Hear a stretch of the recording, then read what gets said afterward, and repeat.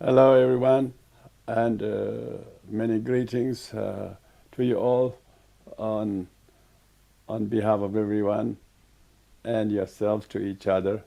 Thank you once again for having me, Sakya friends, and all the translators. So tonight I'm going to give the teaching on parting from the four attachments, which is very related to the Sachen Konga Nyingbo, the third Sakya Tenzin, as a young boy who, during his retreat, had a pure vision of Manjushri and who spoke these four line teachings. So,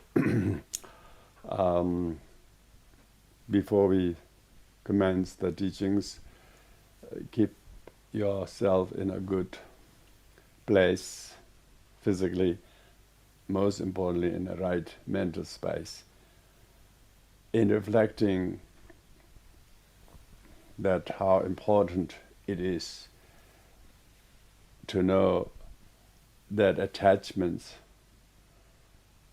are the causes of suffering, and learning to know what they are, and then learn to slowly develop a detachment from them is usually are not an easy thing to do, and that's why we have a great need to learn from these teachings. So before we start the teachings, we will do the refuge prayer and the four immeasurables, followed by requesting the teachings. That is because listening to the teachings and translating and thinking about it has a profound effect. In the old days, when the likes of the Buddha and his arhats gave teachings, many disciples attained the fruit of the path, realized the view on the very seat while listening to teaching. And we too can tune to that. So the teaching teaches us so well, we know how to sever the attachments and set ourselves and the others free from problems and sufferings. So therefore, I'm sure there will be a lot of things which we have not identified, our own fixation and attachments. So here tonight we're going to go through the text, versified text written by Jitsun Trakpa Gyaltsen, who is the fifth Sakya Tenzin, the second son of the Sachen Konga Nyingpo. So before doing that, we will do the refuge prayer. Please join your hands at the heart, and we will do the four-line refuge and bodhichitta prayer by Atisha, and then followed by the four immeasurables. Both of these two we will do 3 times each, and then followed by the verse requesting the teachings. Oyenda Buddha Dhamma Sangha Adere Yedhe Laideme Vaveche Adyehendala Aishare Vada Vaduvebe Endabu Dadama Sangha Aitere Vyute Laideme Vaveche Adyehendala Aishare Vada Vaduvebe Endabu Dadarama Sangha Aitere Vyute Laideme Vaveche Adyehendala Aishare Vada Vaduvebe. May all beings have happiness and cause of happiness. May they be free from suffering and the cause of suffering. May they know apart from happiness that know no suffering. May they dwell in equanimity, free from attachment, aversion, of those near and far. May all beings have happiness and cause of happiness. May they be free from suffering and the cause of suffering. May they know apart from happiness that know no suffering. May they dwell in equanimity, free from attachment and aversion, of those near and far. May all beings have happiness and the cause of happiness. May they be free from suffering and the cause of suffering. May they never part from the happiness that knows no suffering. May they dwell equanimity, free from attachment and aversion, to those near and far, according to the intelligent and predisposition of it, whereas the yajanda dharma agrelo come goes.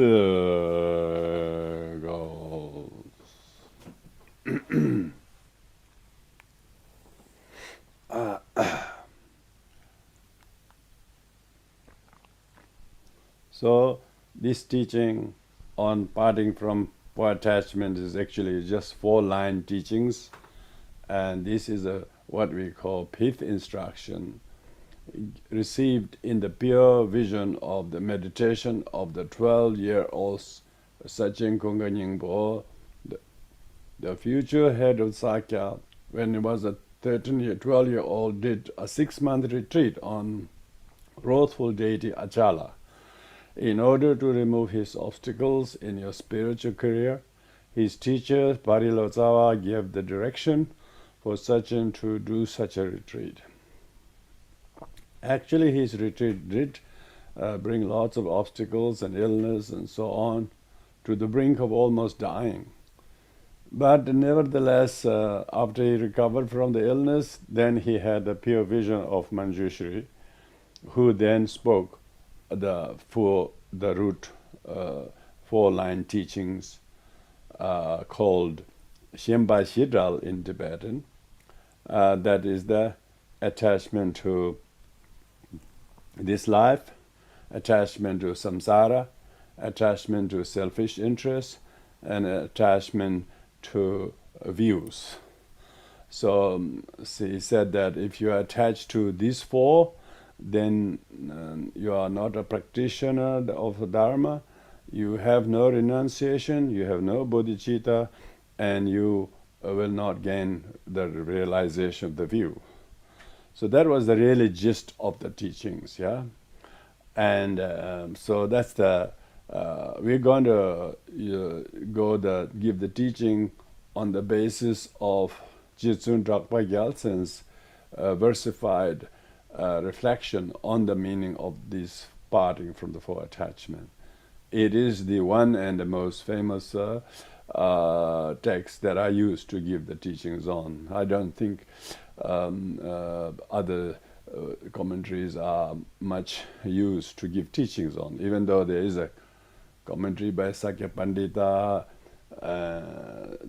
Gorampa, and others. But this one by Jitsun Dragpa Gyaltsen is a metered version. And it's a very, very thorough, and it is very, very also easy to memorize. I remember memorizing in Tibetan, and also copying by my own handwriting this text. So it's all the youth, all small young novices are given these teachings very early on. And I had the privilege to receive this teaching directly from His Eminence Gyabje Choge Trichin Rinpoche, for whom I translated a number of times in Singapore and various other places. There is actually a book that came out as a result of Rinpoche's teaching, published by Snow Lion Foundation. Anyway, I'm not here to promote that book, but those who wanted to know, that is readily available. So I'm going to go over the actual text. The title of the text is Instruction. It's instruction because the instructions is given by Manjushri, who appeared with two other bodhisattvas in the pure vision of Sachin Kongan Yingpo, and then Manjushri spoke. So the teaching is an oral transmission received in the pure vision of meditation. And the teaching is parting. Parting meaning you should not stay together with the attachment. People are often stuck with their things or ideas, views and opinions and afflictions and objects and people and friends and places and habits, and they are all attached to many things. So parting meaning that you have to learn to recognize that you're holding onto it is hurting you and jeopardizing your well-being. So you better give up. You better give up. Like a person who is addicted to alcoholism, he needs to learn to part from the addiction. So it's instructions of how to let go. Really, a letting go instruction. Here it's 4 attachments. These 4 attachments are this life. Most people, with very few exceptions, they're all about me and this life. It's very difficult for most people to not think of this life, and those who do, they are considered to be mundane and materialistic. So therefore, of the 4 attachments, first is this life. For most people, average, do not believe the existence of future lives or past lives. So for them, it's whether they going to university or school or getting a job or having a family, or everything is for this life. Even going to church or doing meditation, or for most people, it's just for this life, isn't it? So therefore, for most people, find this very first one is already very difficult. How can you detach from this life and think that you should work for life next life? If people are doing degrees, they're doing degree for next life. I doubt so. So therefore, the first is attachment to this life. It's definitely it's a Buddhist teachings. This is not for average person. Average person wanted some teachings to how to better this life, and next life is not in the agenda. So, a second attachment is to the worldly existence, to attach to this world. This means your country, your home, the whole universe, and the world is a very beautiful place if it's only wasn't human beings who make. So that is like you have to part from this world, and you have to think of the next life, the next world. If you're thinking of this life and this world, attachment to this life and next life, this world, then these two are counterproductive. So therefore, you have to. It's like saying you have to renounce this life. Yeah, renounce this world, like the Buddha did. Renounce his role of a king, and he in this life he's not interested to remain as a king. and therefore the world to which he was part of, being a king, he's not interested. He renounced that world. So Buddha totally realized the attachment to self. He renounced attachment to self, this life, and attachment to the world. And third attachment is selfishness. Yeah, most people, even if they're not attached to this life and in the world, but still they're doing, even if they're interested in next life or next world, they're doing for themselves. So therefore, third attachment is selfish concerns. So that means you have to renounce the selfish. This very much is an attachment, is mainly to remedy the self-centeredness. So it's attachment to self.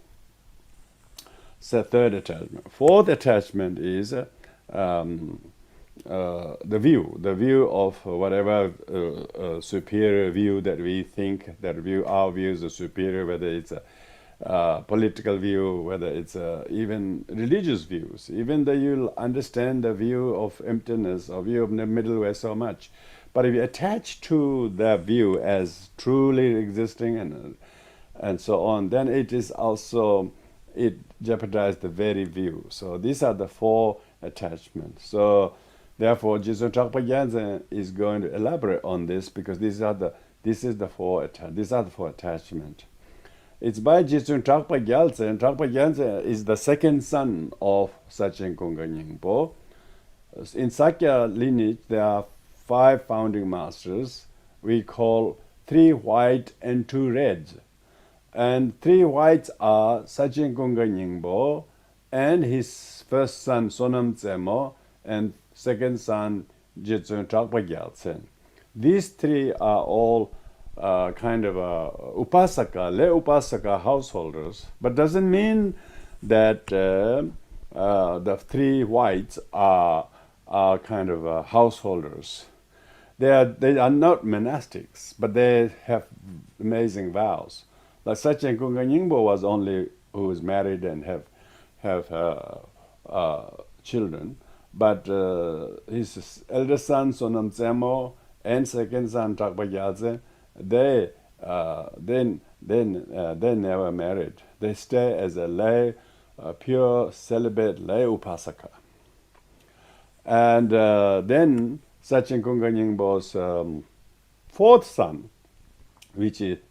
is Pachen Wepo, that is became the Sakya Pandita's father. Yeah, Sakya Pandita's father. So that's and then therefore Sakya Pandita and his nephew Chogyal Pakpa are the 2 red. 2 red means among the 5 founding masters, 3 whites means three upasakas and 2 monastics. Monastic were Sakya Pandita and Chogyal Pakpa. So that's why we call in Tibetan Karpo Nam Sum, Marpo Nam Nyi. Karpo Nam Sum means 3 reds. 3 whites. 3 whites means 3 upasakas, and 2 red means 2 monastics. Because Sakya Pandita was ordained and received a bhikkhu ordination from Kashmiri Pandita, and then his nephew, of course, Chogyal Pakpa, also became a monastic. So that's just a little bit of background of the 5 founding Sakyas, because when you talk about Jigdzong Trangpa Gyaltsen, who is the author of this, is the third Sakya,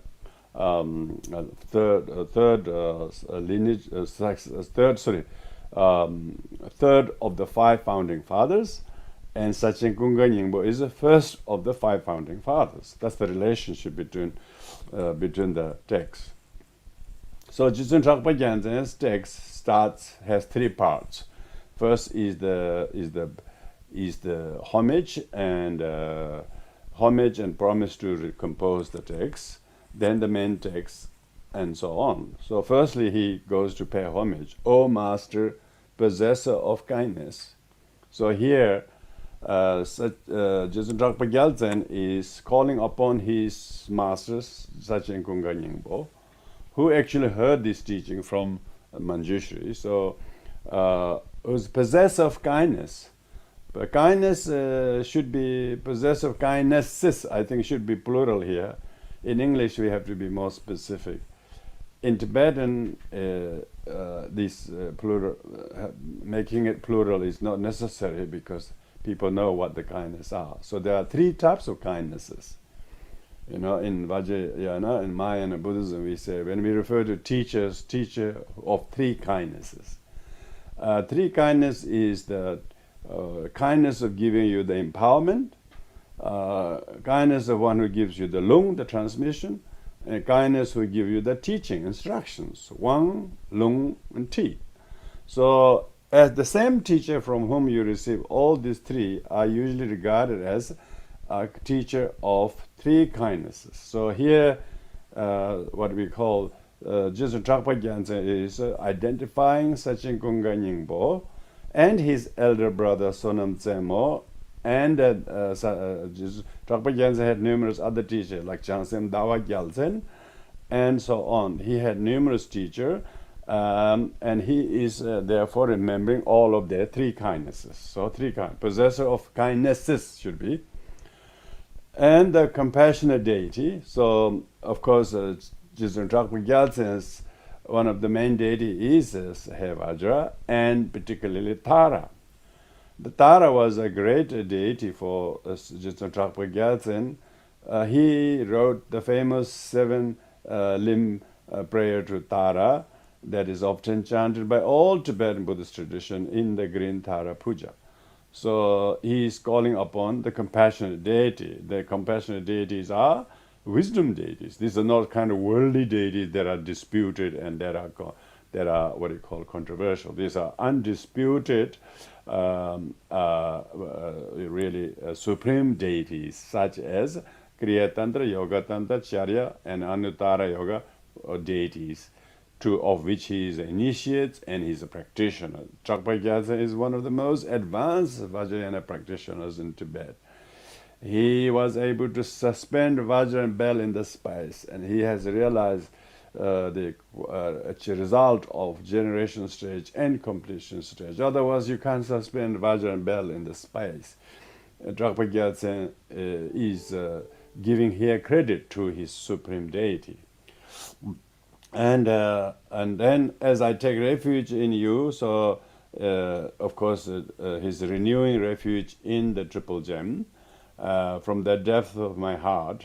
Of course, the depth of my heart really means that from sincere, there's kind of a conditional devotion, and the faith that one has towards the Guru and the Buddha and the Triple Gem and the deity that is Trakpa is unconditional. There is no doubt left. So the depth of my heart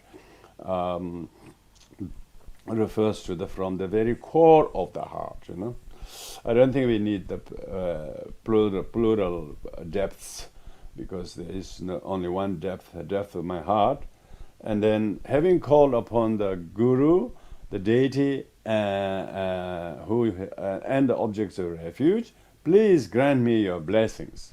Grant me blessings. In Tibetan, there's no your. Grant me blessings. So grant me, the author Jizun Trakpa Gyaltsen, to be able to compose and write and pen this text that will have actually blessings, not only he as the author, but also to those people who will read and receive this teaching in the future.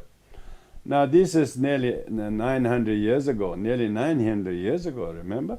And so, incredible that 900 years ago, he wrote this small piece, just 3-paged this poem, and yet it has enjoyed currency throughout all those nearly 900 years, and people have, and this parting from for attachment is such a short text. If it's given like a short teaching like tonight, it still is possible to give the whole teaching. Or if it's extended, it can be given over a period of 7 days or more. Here, not only just Trakpa Gyaltsen received the blessings which is requested to his Triple Gem and the deities, And not only that, he's a successor. Like he's a disciple, his successor is Sakya Pandita. And then Sakya Pandita was so influenced by these teachings and writings. Sakya Pandita wrote his own commentary. His Sakya Pandita commentary on this text exists, but it is not a versified one, but quite short one.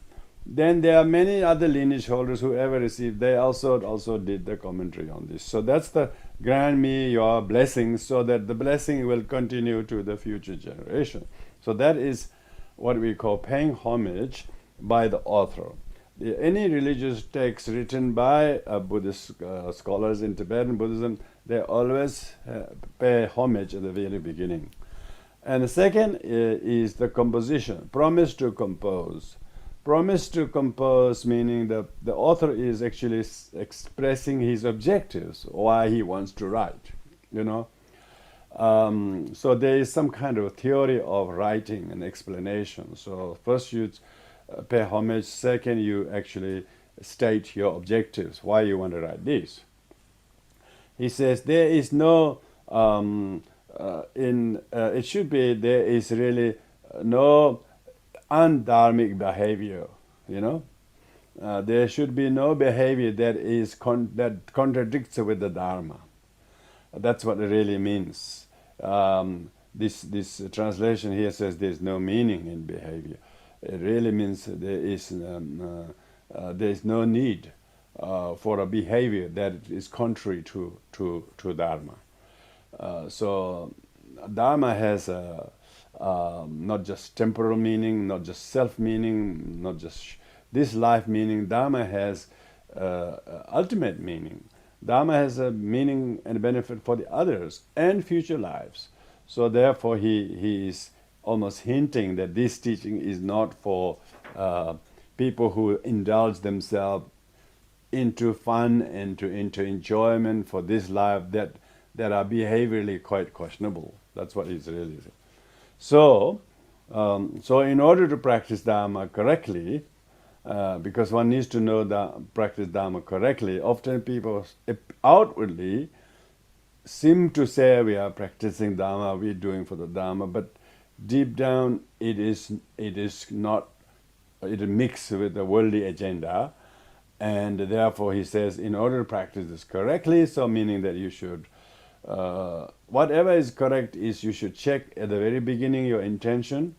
Secondly, during that time when you're doing things. Thirdly, when you finish something, you got to check whether you let go of what you succeed or let go even those things that didn't go very well. So that you're not moaning and groaning afterwards.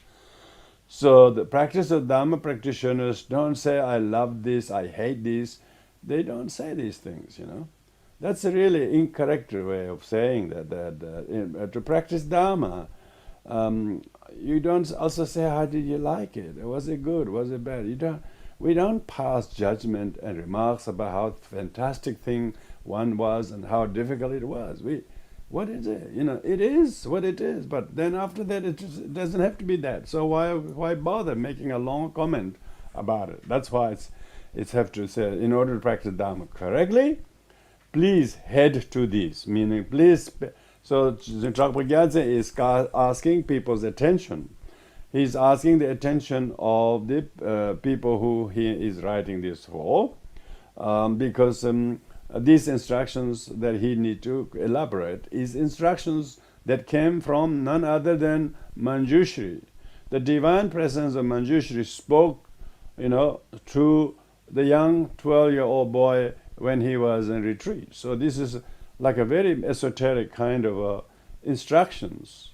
It's not like some people having a dream or something, but actually he actually had the vision of Manjushri and then spoke.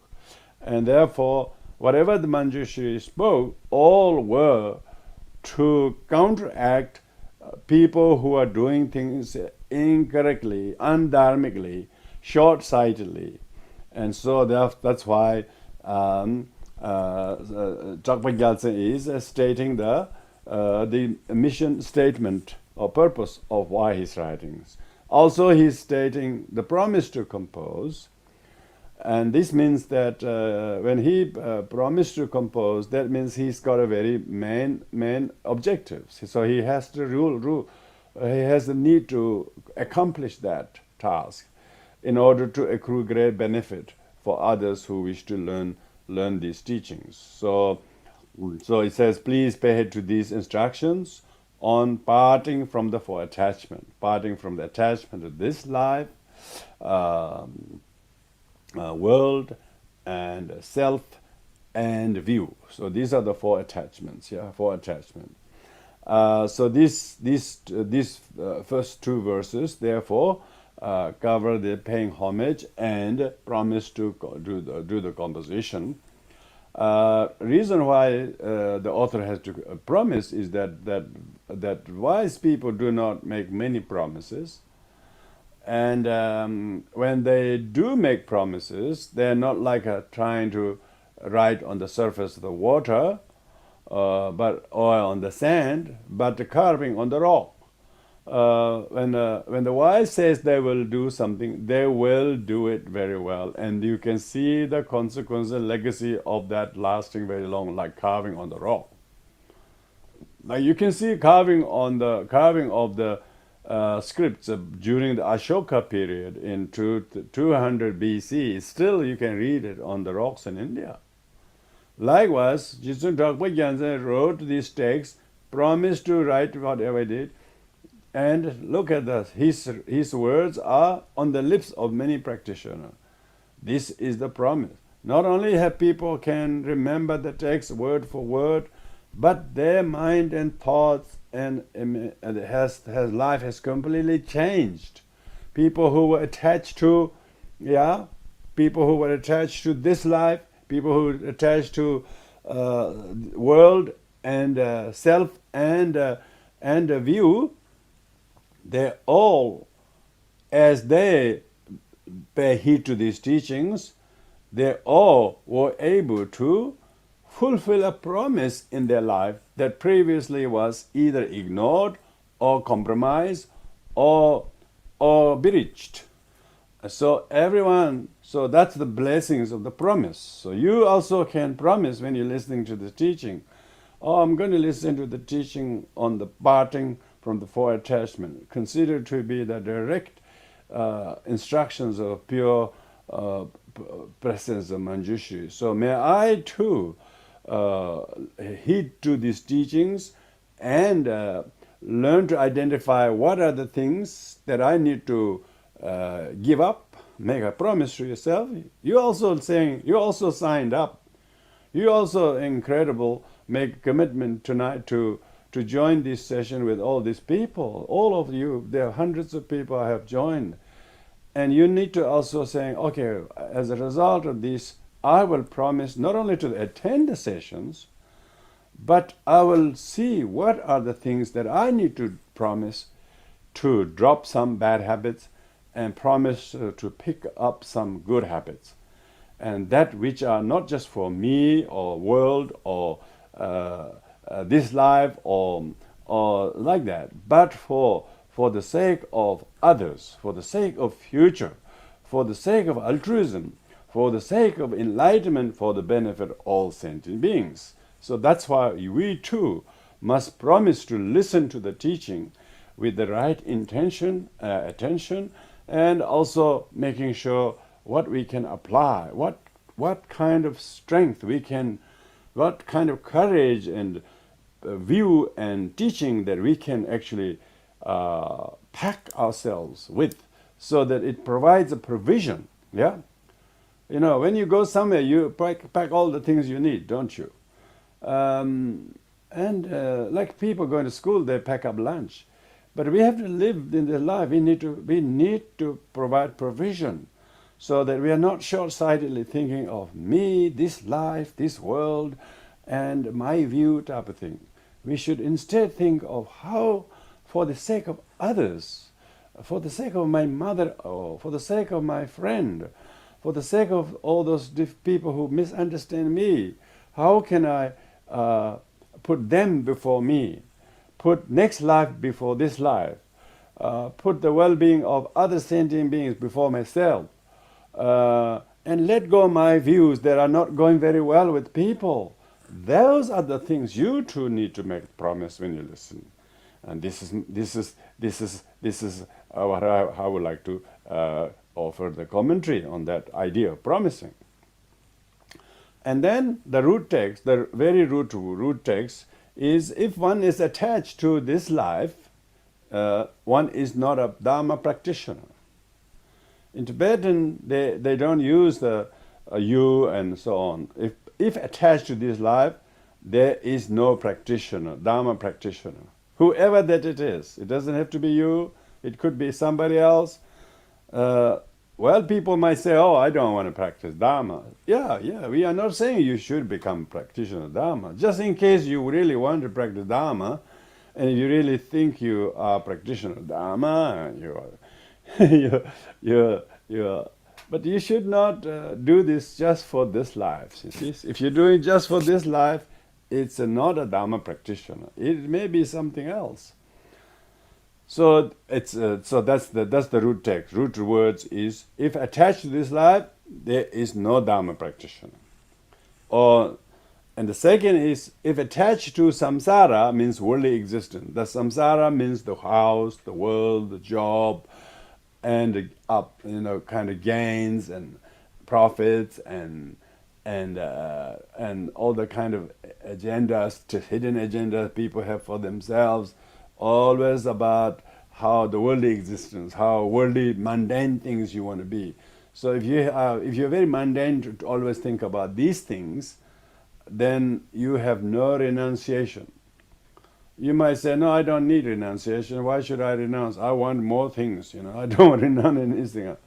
Yeah, that's exactly. So if your agenda is to have renunciation, if you really have a concern in your mind, oh, I wish I want to give up this habit, I wish I want to give up this kind of laziness, I wish I want to give up this kind of bad feeling towards him or her.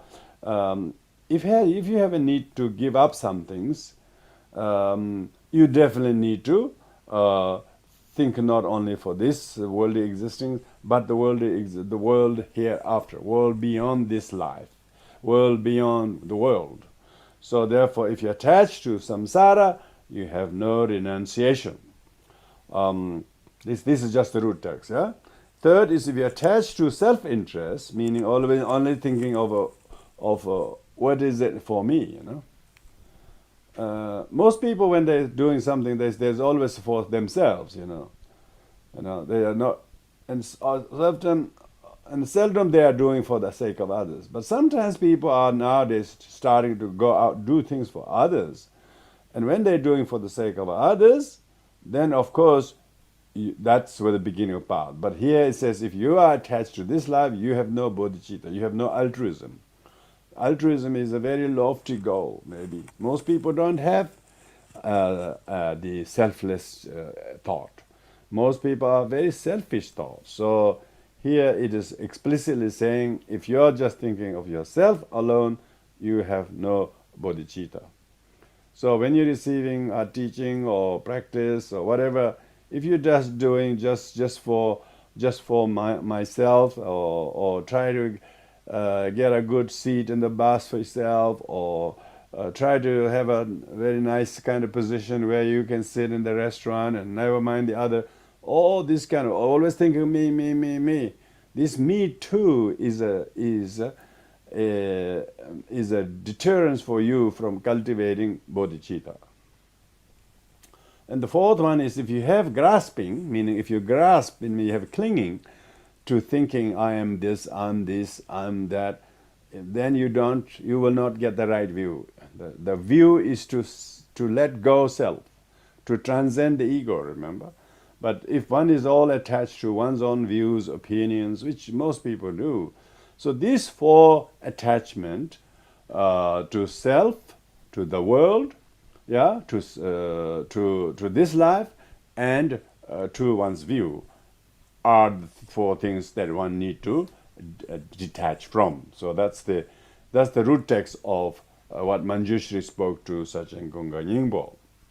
And so this means now we will go in detail what each of those 4 lines says. First is, so therefore it is thus implying you need to renounce attachment to this life. And it says, first give up attachment to this life. Why? Because if you think of this life alone, then that very short-sighted intention will make yourself very unpopular with other people, because you're so short-sighted of this life alone. Why? Because how do you know that that you are very short-sighted and thinking just for this life? What areas by doing you can tell? So it says, those practicing discipline, study, and meditation, for if they do these 3 things, we call study, contemplation, and meditation. Yeah, study, contemplation, and meditation. Study means actually go and learn things. Whether it's educational or spiritual training, or people doing degrees or geisha degree or retreat or whatever people are doing. What are people doing short-sightedly for the sake of this? So then he says that for the sake of this life are not dharma practice. If you're doing even lots of study, you're observing some amazing rules and discipline, you're very good at keeping them. And you do meditation around the clock, so early in the morning, late in the hours. You know so many concepts and a definition of many fine teachings and so on. Even you really are an expert in the teaching through study and meditation and discipline. Even your disciplines are very meticulous. You don't do anything wrong by the books. You do everything meticulously, even if you're doing all of that. But if you did those only for the sake of this life, so that you will gain respect or recognition, or you will look good, or whatever, then they are not Dharma practitioner. Because you're doing this all just to acquire kind of short-sightedly some mundane benefits for this life, status, promotion, or a friendship, or possessions, positions. And only for that you are studying Dharma. You may be studying Dharma, you may be practicing, you might be meditating a lot, and you might be doing a lot of Dharma work. So outwardly looks very, very selfish, selfless, but actually you are doing for with some hidden agenda, or only wanted to do this, then I can get more profit and more benefit, and from this then I can better my life, I can better my comfort. If you're doing this, then that is the doing under the pretext of attachment to these lives. So therefore, give up all such actions, meaning give up the study, give up the discipline, give up the meditation, give up the reflection, give up all the things you do, because you are doing this with attachment to this life, which means really have very little or no benefit at all because of the short-sightedness. That's why there's a lot of disappointment. There's a lot of lack of endurance, because people only want to do it for themselves, for this life, and if they don't see any immediate results, practicing Dharma, studying a few years, they think they can gain enlightenment in this life. But you have to renounce this life. It's not to get enlightenment in this life for the benefit of this life, but you have to practice Dharma in order to benefit future lives, and so on. But so therefore, first verse is this: you have to give up those attachments to this life. Even your discipline or meditation or study, whatever you do, they don't constitute a Dharma practitioner.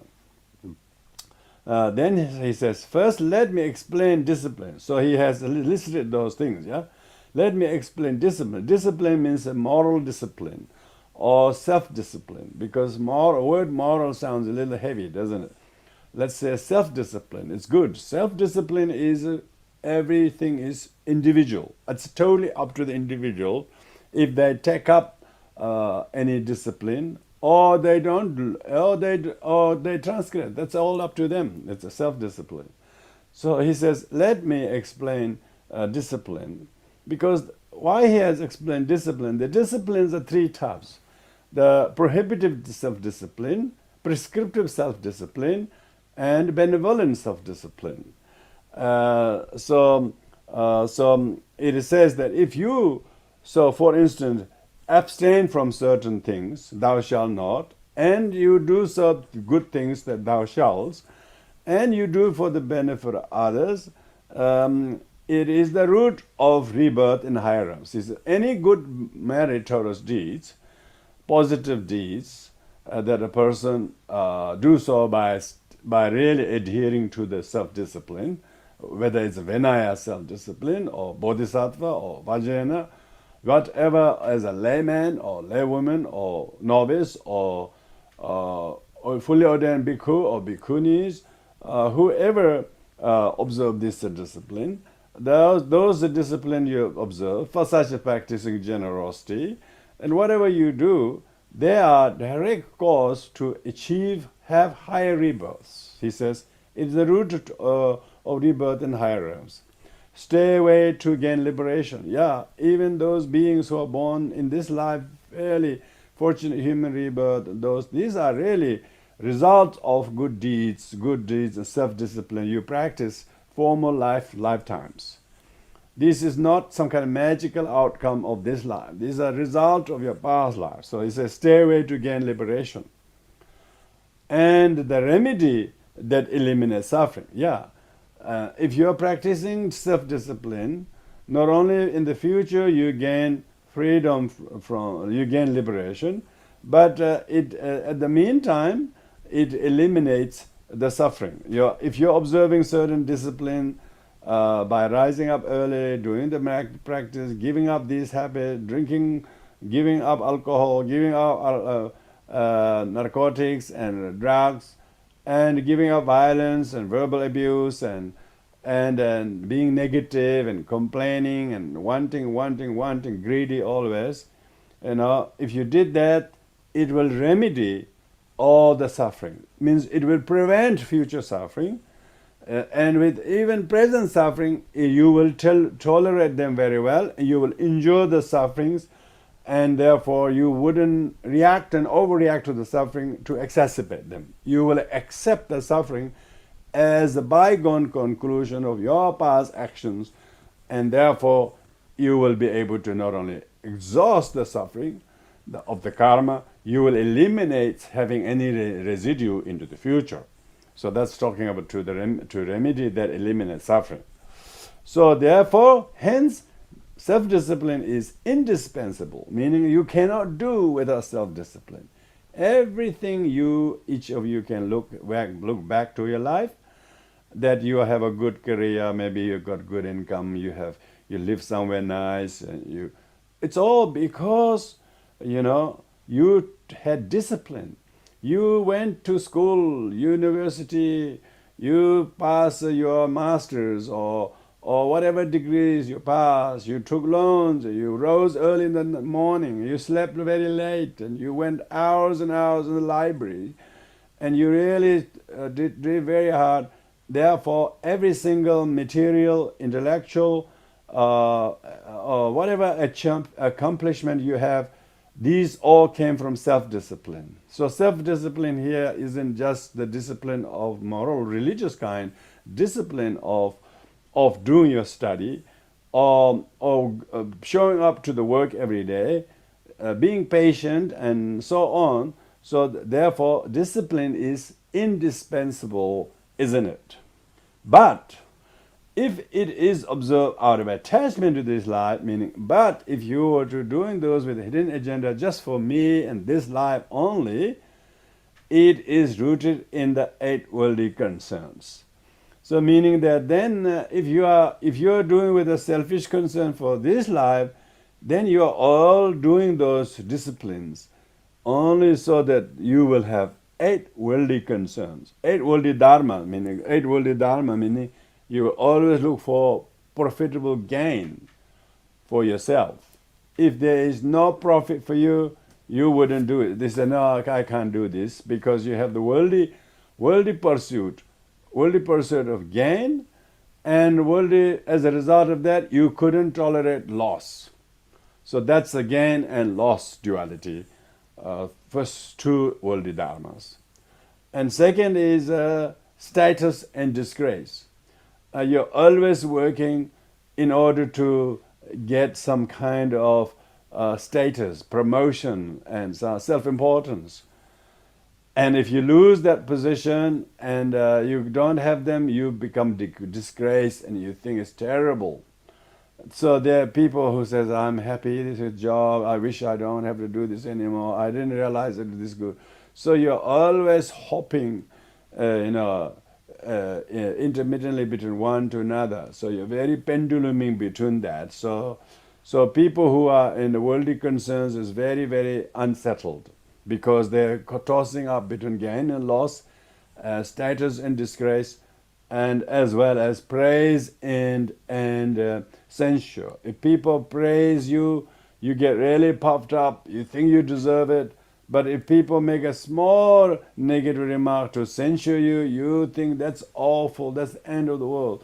So people are caught into this dualism of praise and censure, gain and loss, status and disgrace, and then, of course, pleasure and pain. So these are the 8 worldly concerns. When it says, it is rooted with the 8 worldly concerns, you will criticize those who lack discipline. So that's a very good summation. That last line, if you find yourself criticizing, thinking that someone are not well-mannered or well-disciplined, or maybe it's just hearsay. Somebody says, oh, she's not disciplined. And then you too will bark at them. Why? Not because you don't have discipline, but your discipline is to use to judge others. Your discipline is to embarrass others. Your discipline is to become very arrogant about your own discipline. So you will criticize those who lack discipline. So that's a very obvious sign. If you are the one critical of somebody's discipline, that means even if you don't do any of those bad behaviors of others, but you are on top of that is criticizing others. You're putting down those. And that's for the junior. For the equals, you are envious of those who are disciplined. Those who are very disciplined, you, instead of rejoicing them, you become very envious. You become jealous. And you're passing certain kind of disapproving behavior, disapproving remarks to the other. So that shows that your own discipline is used to attach to this life, and therefore you are censuring others. You want praise for yourself, but you wouldn't hesitate to censure others. And you want status, but you disgrace others. You wouldn't mind giving gains, but you then think people who lost is no use to you. That kind of thing, Like when I know some people like, oh, the husband or the wife or the one of the partner is told that he's got a terminal illness, he's got not many years left, and then the partner leaves, That kind of thing, Otherwise, they were together maybe 20 years, very committed, disciplined, so on. As soon as one knows the partner will not be able to live for another more than 4 years or something, and then the partner leaves. That kind of thing, So that kind of worldly discipline for this life. You will criticize those who lack discipline. You'll be envious of those who are more disciplined, and therefore these are competitive with the equals. And it turns your own discipline into mere hypocrisy. Yep.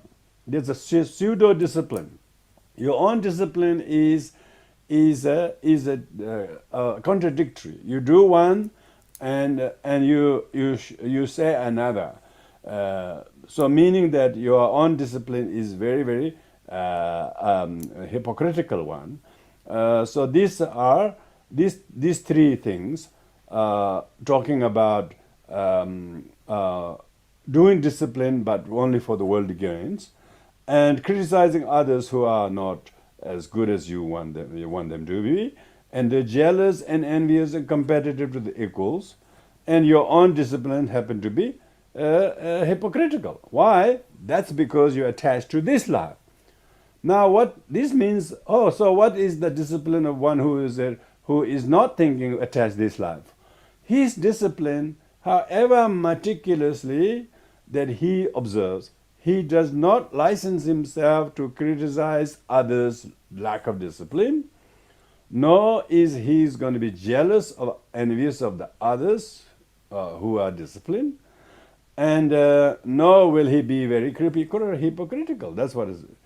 So therefore, these disciplines that are observed outwardly, but for mundane, selfish, and this life purpose only, is the root seed of rebirth in the lower realms. Yeah.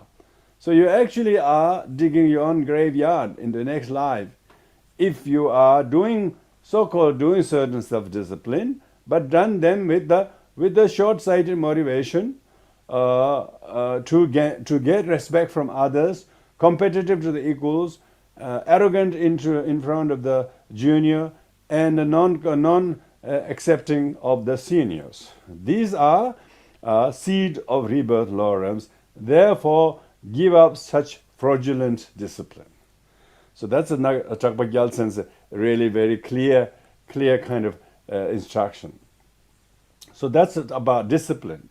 And the second is about person who studies. The person who engages in study and reflection, meaning that you listen, you attend classes, teachings, you think about them, and possess wealth of knowledge. And you're really, really very good. You remember everything. You know the ins and outs. You know the theory. You know the practice. You know the principles.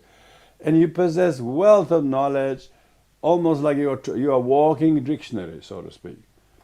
And if anyone who has such knowledge is so important, because knowledge is that which dispels, it's the torch that dispels ignorance and not knowing anything. Now you know everything because you hold the torch.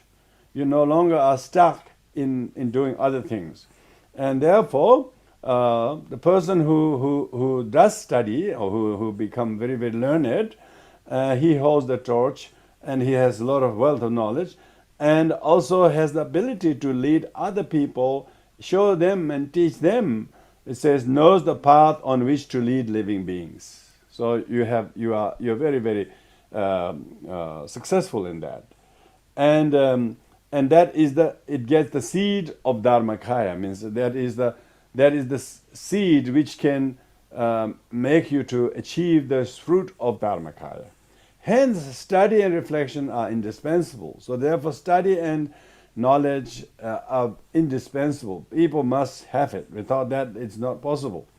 But, now his but again, the study and reflection done out of attachment to this life. So people are only studying to get a good job, recognition by other people, hanging their certificate on the wall, showing people off as of how much you know, and so on. That kind of done out of attachment to this life are but wealth of pride and arrogance. Yeah, you only have arrogance and pride.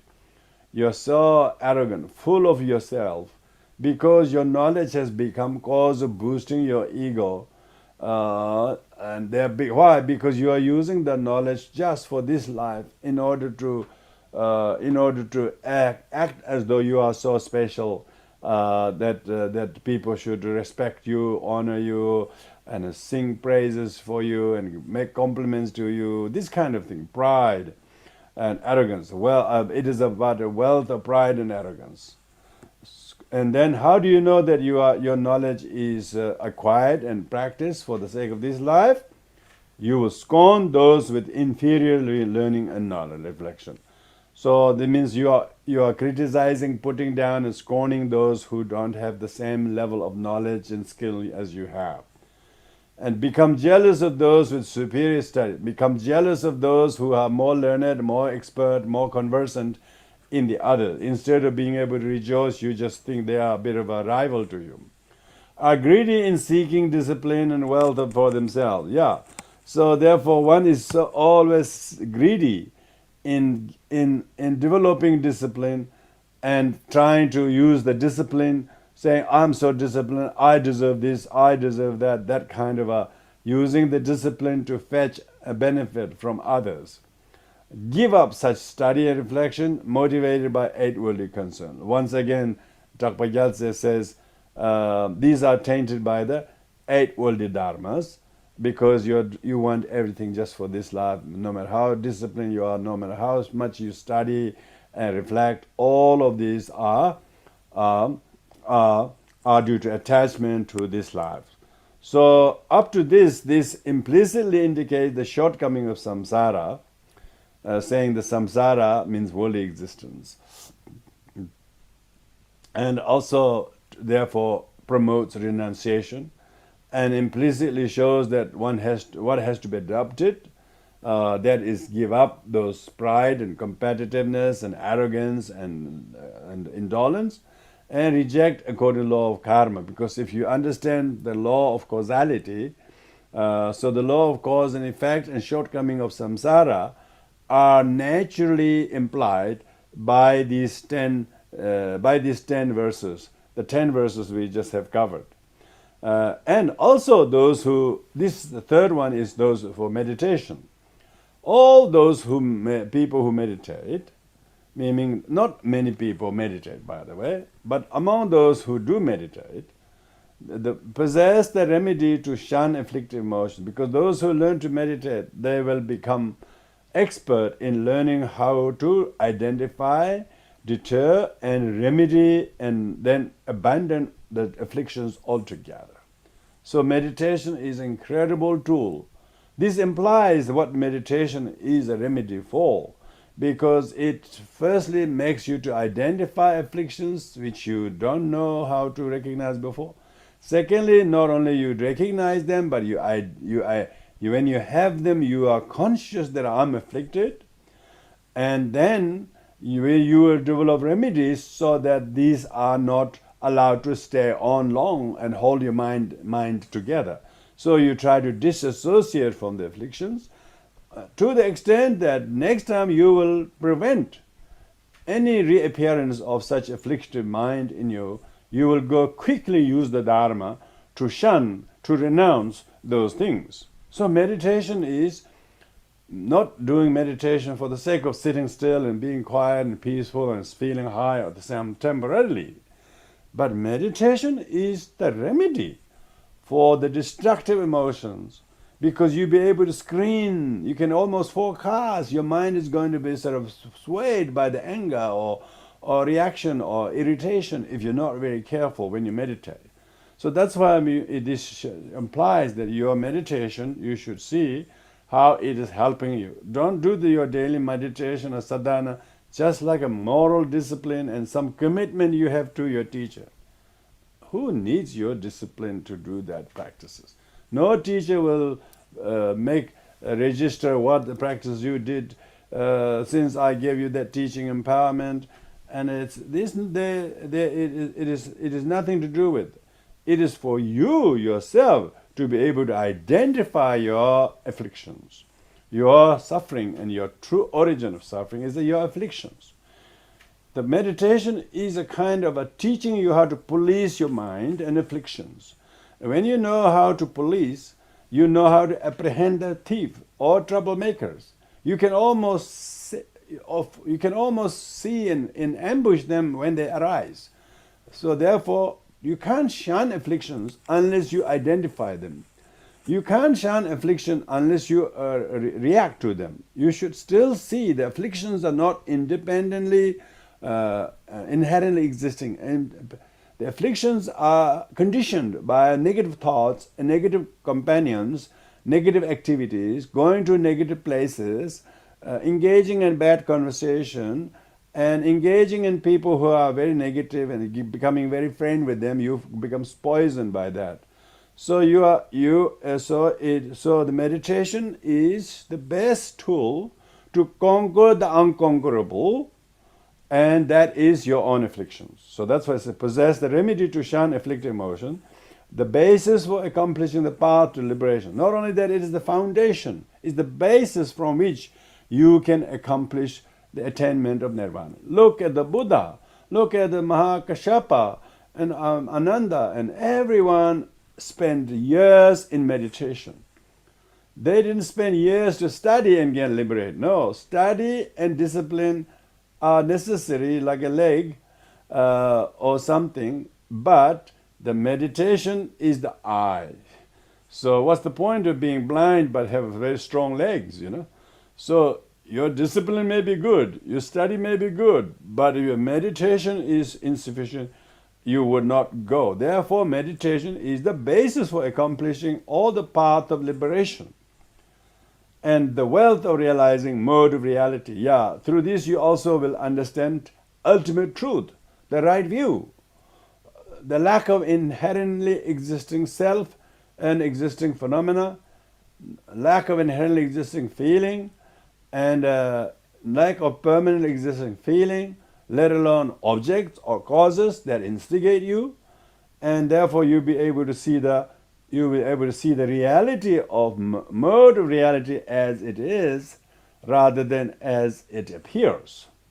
This kind of skill enables oneself to understand. So therefore, study, contemplation, meditation are all indispensable. And see to attain Buddhahood. Even attainment of Buddhahood depends on meditation, not with the degrees, not with academic ability, not with some amazing awards. They don't do anything. You have to do meditation. So it's important. Meditation is done in solitude. Meditation done by practicing asceticism.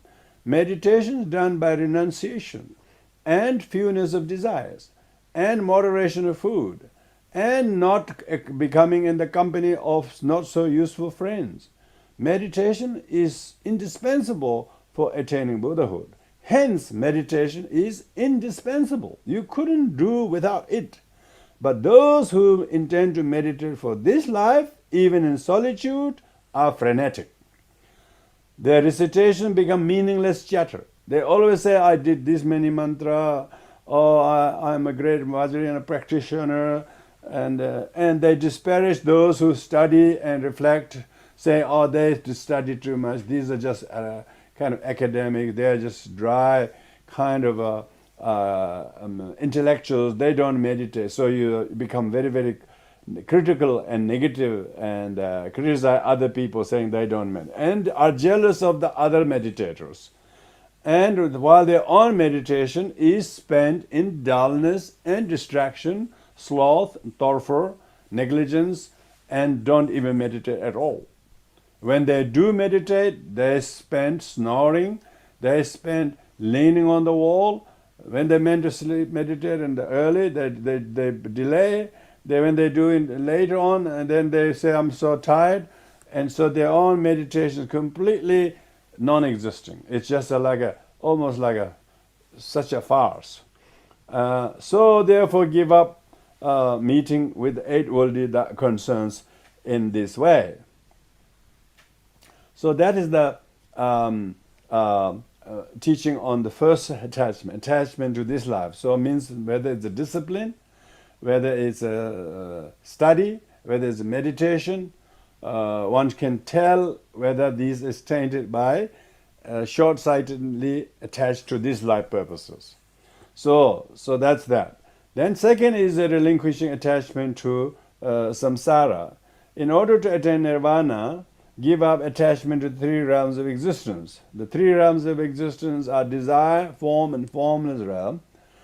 So this, our physical world, is a desire realm. The other two are higher deva realms, desire, form, and formless realms. Give up attachment to three realms.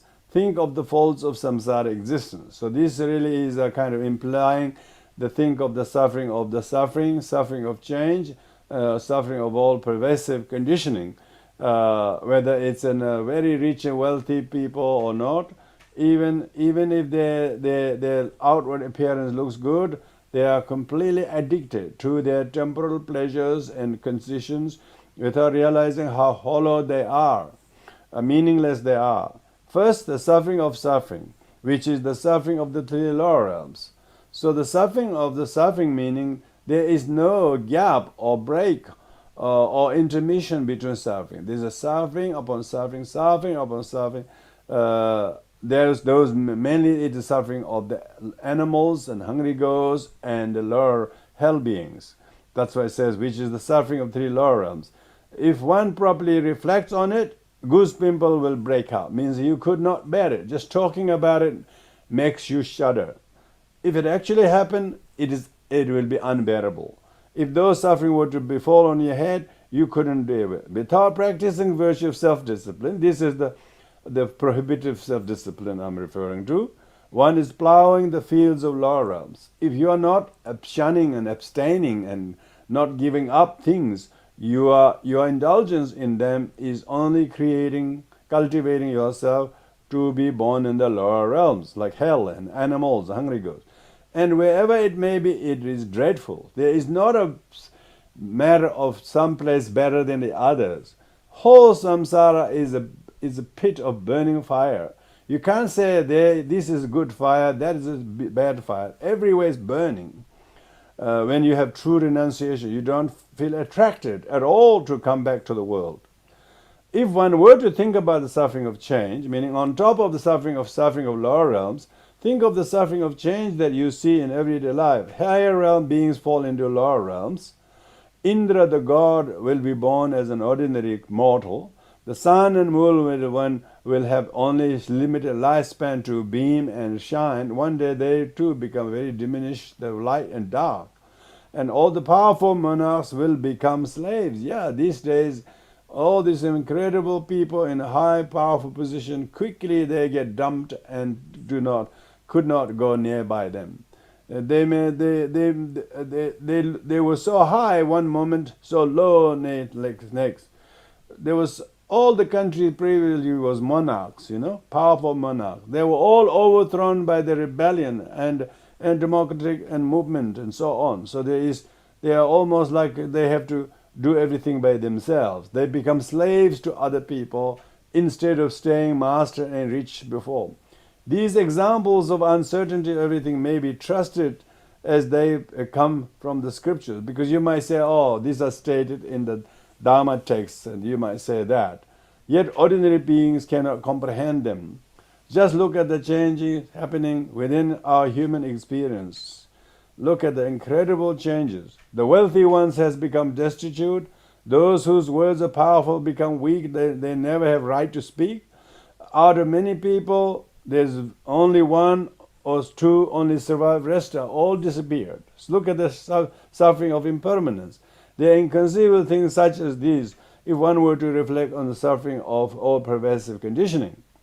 For instance, activities have no sign of ending. Whatever you do, you don't have a sense of accomplishment. It's a kind of like a ripple, like a ripple of water. You think this is last, but there's not. There's another ripple, another ripple. It's inexhaustible. Therefore, even at death, preparation does not stop. People making lots of preparation for next year, and a year after, and tomorrow, and a week after, and they hardly have time to stay and relax and do real things, important things. They are so time poor because every time is wasted away by doing this inexhaustible, dreadful, mainly exhausting things. Even at death, preparation doesn't stop. Once again, the next life's preparation. So there's no gap. Samsara is a heap of misery. How pitiful to be attached to it. So therefore it says samsara should be renounced. One shouldn't think of this world. If one is detached properly, one will go beyond sorrow. So then you will be able to put out the fire of sorrow caused by desire, hate, and ignorance, because detached means you are not desiring, let alone attached to it. You're not even desiring it. And all the attachment right now we have are previously desired. When we desired it, we thought it would be great, but it becomes so undesirable. But yet we are not able to let go. But if you do detach, detach from it, you will go beyond sorrow. Meaning, you will you see, you will have lots of happiness. Your mind is so blissful because you're not grasping to this world and this life and this me. And in nirvana, attain bliss. You will have bliss. Nirvana means absence of sorrow, sorrow-making mentality.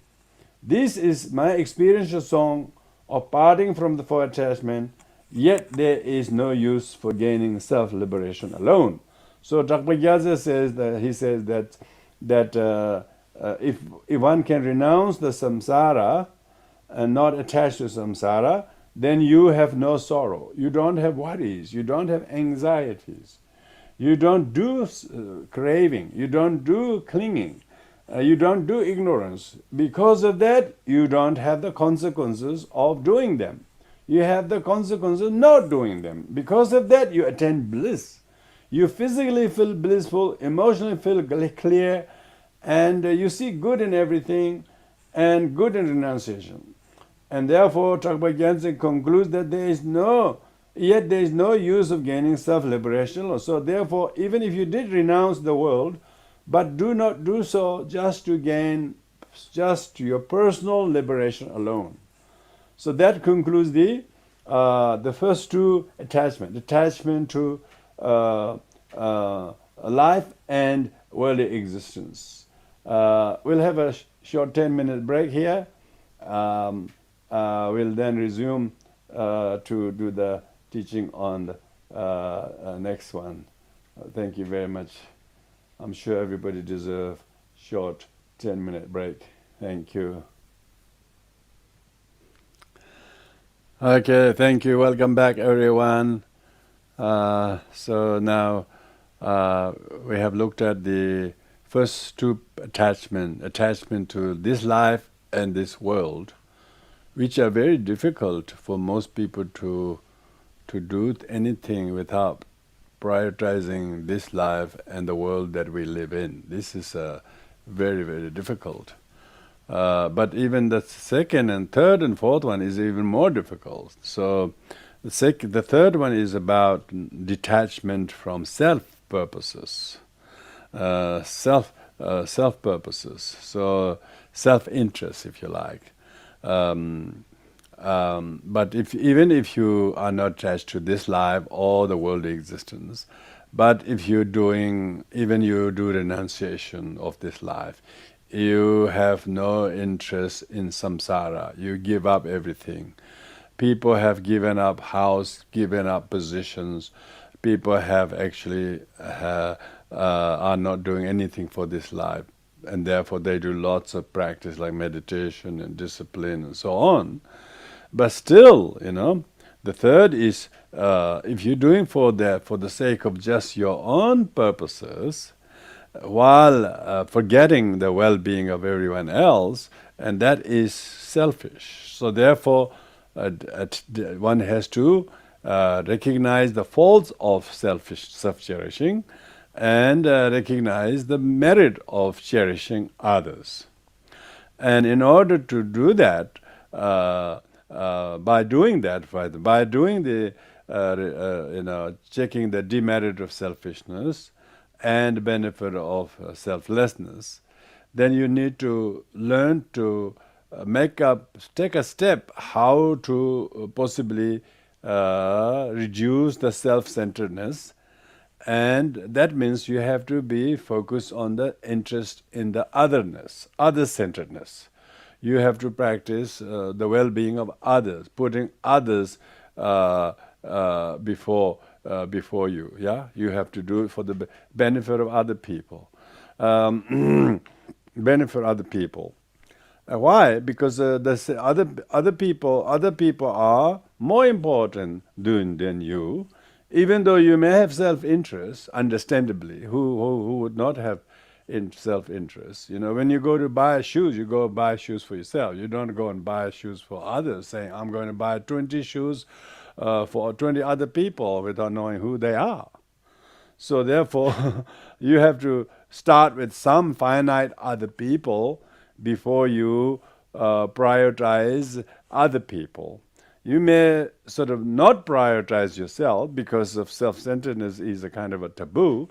You should think for the benefit of others. So that's why it says here in this text, relinquishing the attachment to one's self-interest, sentient beings, meaning all sentient beings in all the three lower realms as well as in higher realms, are all our parents, All sentient beings in the desire realm, formless realm, in the animal realm, in the hungry ghost realm and hell realm, those people we do not get along very well. We wish we don't have to do anything with them. All of these, they are unrecognized parents. So therefore, you would like to know of, because you will always put priority of your parents, wouldn't you? So, Buddhist Mahayana teaching would assume that you will always put others first, particularly your parents, So if people who have not heard about that, they will say, why should I look after my parents? I will help myself first. And then if I'm able to help myself adequately, then I may be able to help somebody. Always put oneself first.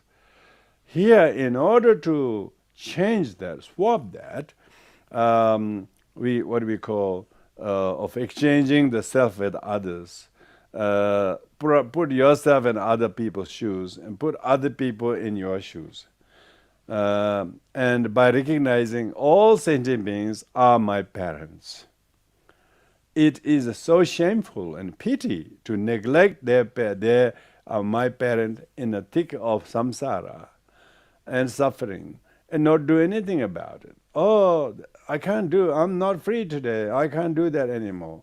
There's always, we are not convenient to help other sentient beings who are parents, but we want we have been reared and nurtured and fed and clothed and educated and protected from harm, everything by our parents, So therefore, this first verse, sentient beings of three realms are your parents. So you have to first learn to practice, you have to recognize there are 6 causes and 1 result to cultivate bodhichitta. If you don't have the 6 causes, you won't get the result of bodhichitta. So you have to therefore cultivate 6 causes. First is recognition of other sentient beings as your mother or parents, So that's why you got to say, oh, this sentient beings is my mother. When you recognize meaning you just assume that sooner or later or in the past they have been my mother. I just don't recognize them. How shameful it is that I don't recognize my past mother. Even our present mother is our past mother, because since he gave birth to her, that's like 50, 60 years ago. So some people don't recognize their mother. They don't want to acknowledge their mother as a mother, or father as a father, or relatives as relatives. They just have disowned each other and they can't stand each other. This is the cause of the suffering. Because so self-centered that one has even estranged and not talking with parents. Here in Mahayana, we wanted to extend that not only the present life's mother is our mother, but even all the other sentient beings in the 3 realms of existence are unrecognized, forgotten mothers. How dare you forget the mothers? Even one is too much a mother to forget, let alone all sentient beings who have been your mothers. So it's really pity and shameful to ignore them, neglect them in the thick of some suffering. Is it not? If someone has ignoring their mother, for instance, he just ignores her, go past her, act as though he didn't see it. It's so hurtful, isn't it? It must be the same with all sentient beings who've been our mothers, but we are not acknowledging them as such. We say, oh, I don't know this person, why should I help you? That kind of thing. We shouldn't do that. Therefore, wishing happiness, while wishing happiness only for ourselves, may the 3 sufferings of the 3 realms ripen upon me. Now this is teaching us how to practice the lojong, the mind training, training our mind to put others before us, and therefore to do that you create 6 causes. Recognizing all beings as a mother. Secondly, then remembering all the kindness that your present life's mother has bestowed upon you. Once you are able to recognize that, then you see, this is my kind old mother. You recognize the mother. This is the mother who gave me this, who gave me that, who reared me, who taught me, who protected me from danger, who showered all the gifts that she saved for many years, and she became frail and all, looking after me all this time. This is my kind old mother. That's the first one. Secondly is, this kind old mother has given me this life, given me education, taught me everything I know. And thus you create the second cause, that is recognition of your mother. You got to list the kind of a list all at least 20 or more things that your mother did, towards which you should feel grateful. When you remember the kindness of mother, then the third is resolve to repay her kindness. Yeah? Try to make up your mind to repay her kindness from now onwards. I'm not doing anything to him and with her to make her happy, protect her from loneliness or hunger or sickness or like that. I should really repay her kindness. When I was cold and little sort of toddler, unable to look at me, she protected me from the cold. She fed me with warm food. She kept warm clothes on my back. She taught me with knowledge. She gave me everything she dared not to spend. Oh gosh, I'm so indebted to her. Now I should do the same when she is elderly, frail, and helpless and lonely and sick, and in many ways more dependent than she would like to. So therefore, third is resolve. Resolve means make to promise to repay her kindness by words, through words and deeds and actions. You need to do things for her. You need to speak kindly to her. You need to say things to her. You need to give things to her. You need to be more patient with her. This is how you resolve to repay kindness. When you do these first three, recognition of mother, one, repaying her, remembering her kindness, resolve to repay her kindness, then you develop this fourth one is extraordinary rebonding. You feel rebonded. You are loving again. You are reconnecting with your mother extraordinarily. You have extraordinary sense of being in love with your mother, and how much your love is increasing towards her. So that you feel really, really extraordinary feeling of empathy and bonding with her. And then you develop loving kindness. Develop the fifth one is you develop loving kindness to her, that you want her to have happiness. You wanted to do this, you want to give her this, you want to say this to her, you want to read the story to her, you want to bring her washing. You do anything that makes her happy, from small act like that to every major things. She may able to do things that she couldn't go and do maybe 20 miles away or whatever. So do those things that make her feel happy. Oh, my son did this. Oh, I didn't have to do this. He does that every week. Isn't this lovely? So she is every week, when she thinks about the things you do for her, it makes her happy, because that's loving kindness is to making her. That's loving kindness is the fifth one. The more loving you become to your mother, loving to your mother, and that much you know her sufferings. Then you see how frail she is. Then how difficult for her is to do anything, to get out, to hang the clothes out in the line, to do the washing, to cook. For her, everything takes ages. And then you can see her body is so frail and you suffer. You therefore develop compassion. 60 is developing compassion. Then you begin to know the suffering of her, that she doesn't want to have any of suffering, but she has no choice but to suffer. And yet she doesn't know how to relieve her own suffering because she can't. She's discapacitated. Now then you actually go and do things to remove her sufferings.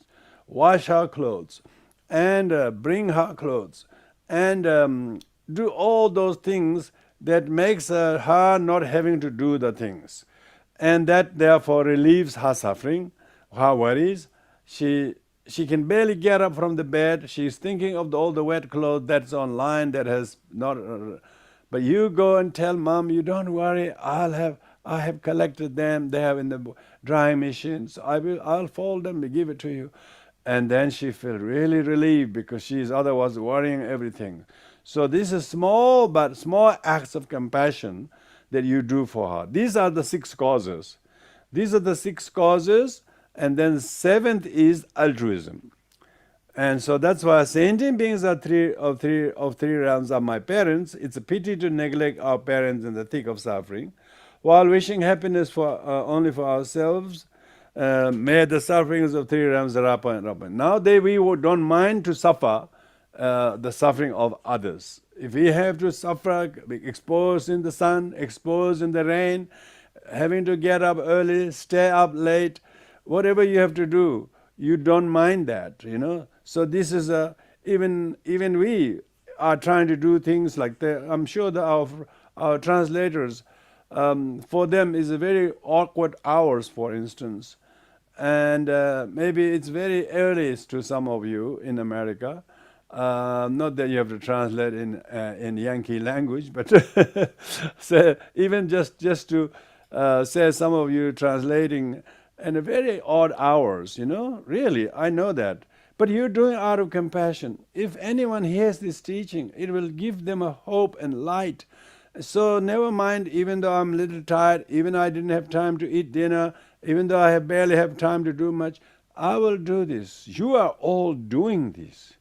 You are all doing this practice of 6 cause and 1 result, altruism.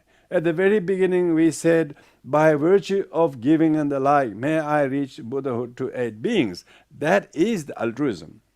Because we prioritize well-being of all mother sentient beings, not ourselves, but we have incredible happiness.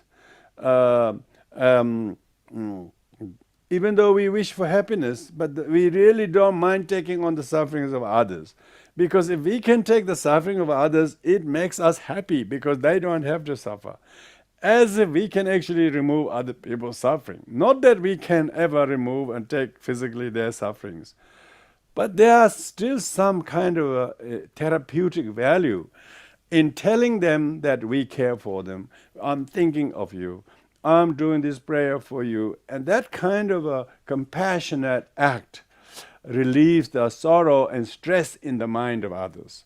And therefore, may the suffering of 3 realms ripen upon me.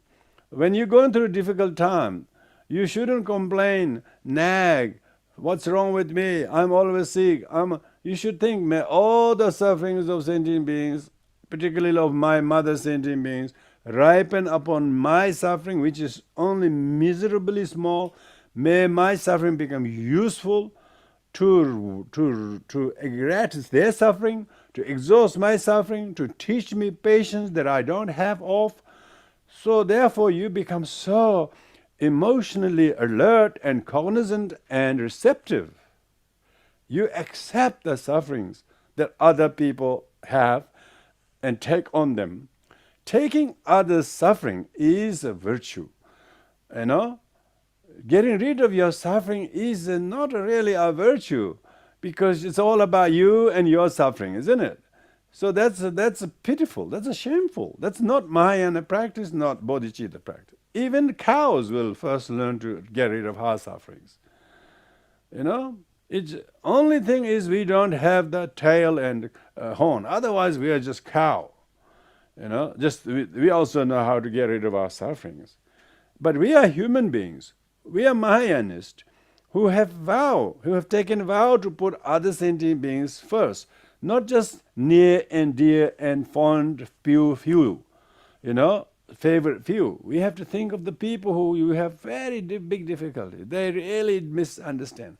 They really are negative towards us. They really think we are awful or we're not good, we are not adequate, we are not learned, we are not wise, we are not disciplined, we are greedy. Whatever other people think, let them think that. But it's good for me, my ego, to be viewed by others like that, because all the obstacles that appears to be brought by difficult people are going to exhaust my karma. It will enable their negative karma to be reduced.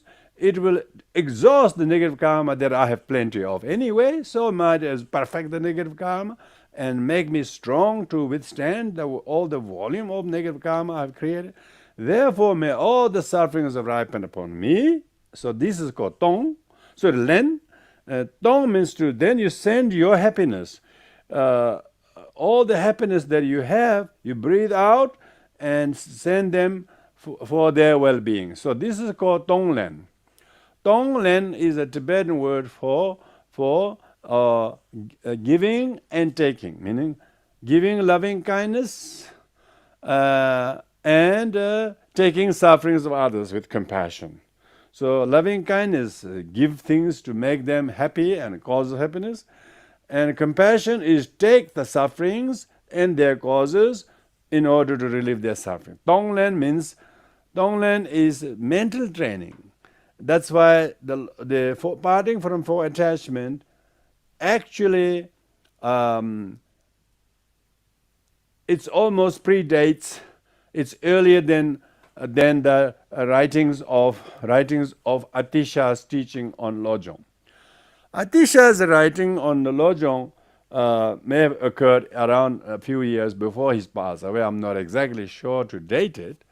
But Sachen Kunga Nyingbo's retreat happened when he was only 12-year-old, So therefore, this teaching of parting from four attachment is earliest in Tibet, particularly indigenously first in Tibet, There is no reported these mind training teachings taught in Tibet, and that's why the Sachen Kunga Nyingbo, who heard from the mouth of Manjushri, this is the first and earliest Lojong teachings. Because it is very obvious that this teaching of thinking that all sentient beings are your sentient beings, the three realms of existence, your past life mother, the fact that we have not recognized is our fault, but it's not. It doesn't mean that they have not been our mothers, but it's also because we can't remember. Doesn't mean that you didn't have a 22nd year birthday because you can't remember where and whether you had a birthday, who were there. They were, if you can't remember, doesn't mean it didn't happen. It's just you can't remember. We cannot remember each and every sentient being as our mother, but that's no proof that every being don't have been mama. We have. Every single life you have a mother, whether you've been a calf or a horse or a human or a donkey or a bird, you had a mother. So therefore, the mother bird, how they go and fetch the worms and then come to the nest and then gulp it out and then try to feed one by one to their little chicks. You can see how selfless the mothers are. We have received such TLC, tender loving care. I don't know whether you're familiar with this expression, TLC. TLC means tender loving care. Even birds' mothers do that, dog mothers do that, and tigers do that, lions do that, wolves do that, your chooks will do that, and why not us? So therefore, seeing all sentient beings who are my own past life mothers, why would I not do that? So with this in mind, one should think of all sentient beings, and whenever you have difficulty with somebody, you shouldn't think he as your boss or a difficult person. You should think, this is my unrecognized past life mother. So therefore, let me not become selfish in front of this person. I should learn to think of them as my past life mother and then try to behave differently next to the person. So therefore, these lines we are reading now, you should think, how can I use this, apply this in everyday life? It is not telling them, oh, you're my past life mother, I'll let you go, I forgive you. You don't say that.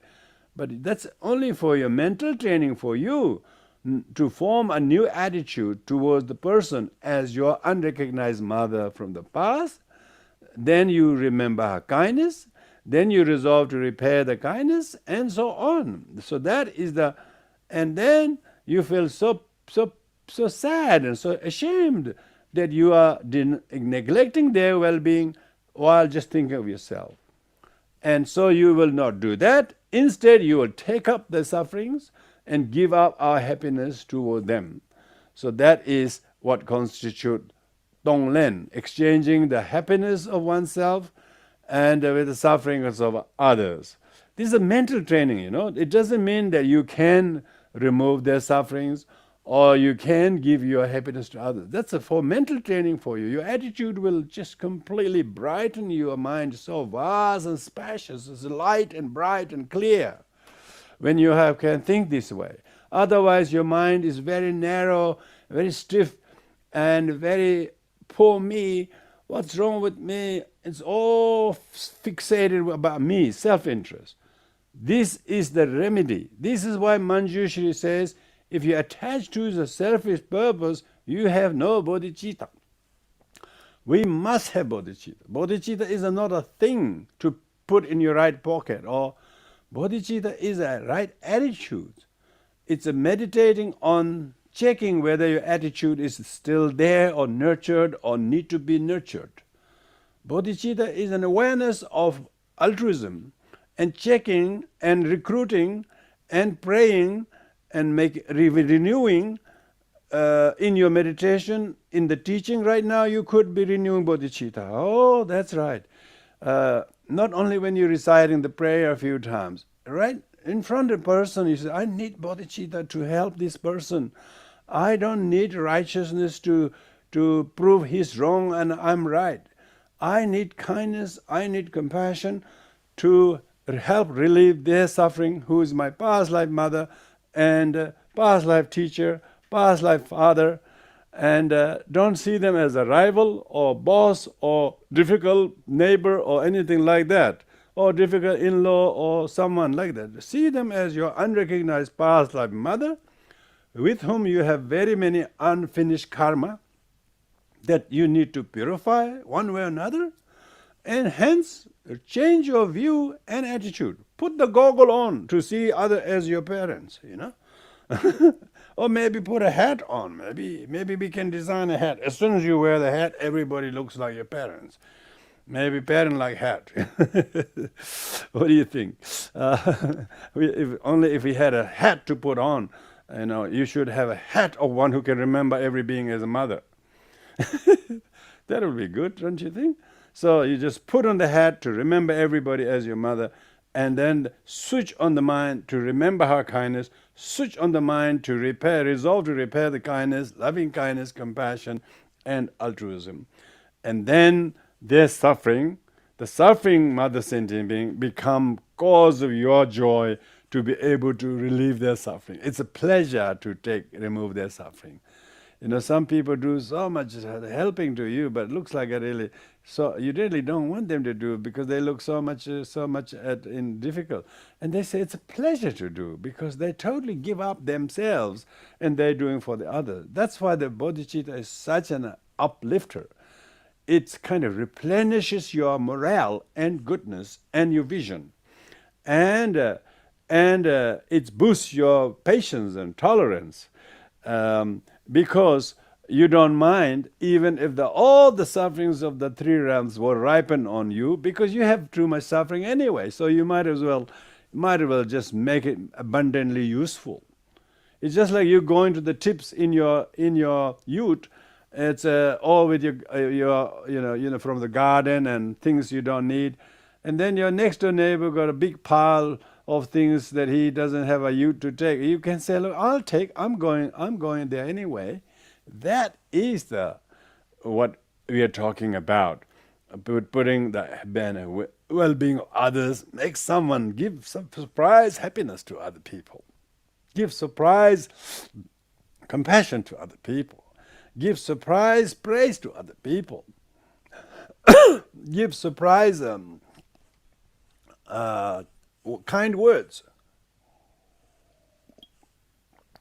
Give way to sentient beings that you usually don't expect. These are, then they will never forget the small TLC, tender loving care that you showed if you do that, that's a lojong. Because you're cognizant of your mind, and when it's selfish or negligent of others, you have to be selfless and cooperative towards others. You're not saying right words or don't even think about them. You try to recruit the right kind words and try to bring to your lips and speak to, look in the eyes and say this. When you do that, then you have lots of power to help the helpless sentient beings who are your mothers. So this verse therefore teaches you, because you're busy helping others, thinking others, then you are forgetting selfishness. See? You are practicing dharma. You are practicing mantra without reciting mantra. Why? Because your mind is protected from wrong conceptual thoughts. That is the purpose of the mantra, remember? Now, if you are protecting your mantra from the selfish concerns, you are reciting mantra without reciting mantra. Do you see what I mean? But even if you're reciting Om Mani Padme, mind is wandering off, looking at the beams or the people, and that's in a mantra is empty chatter.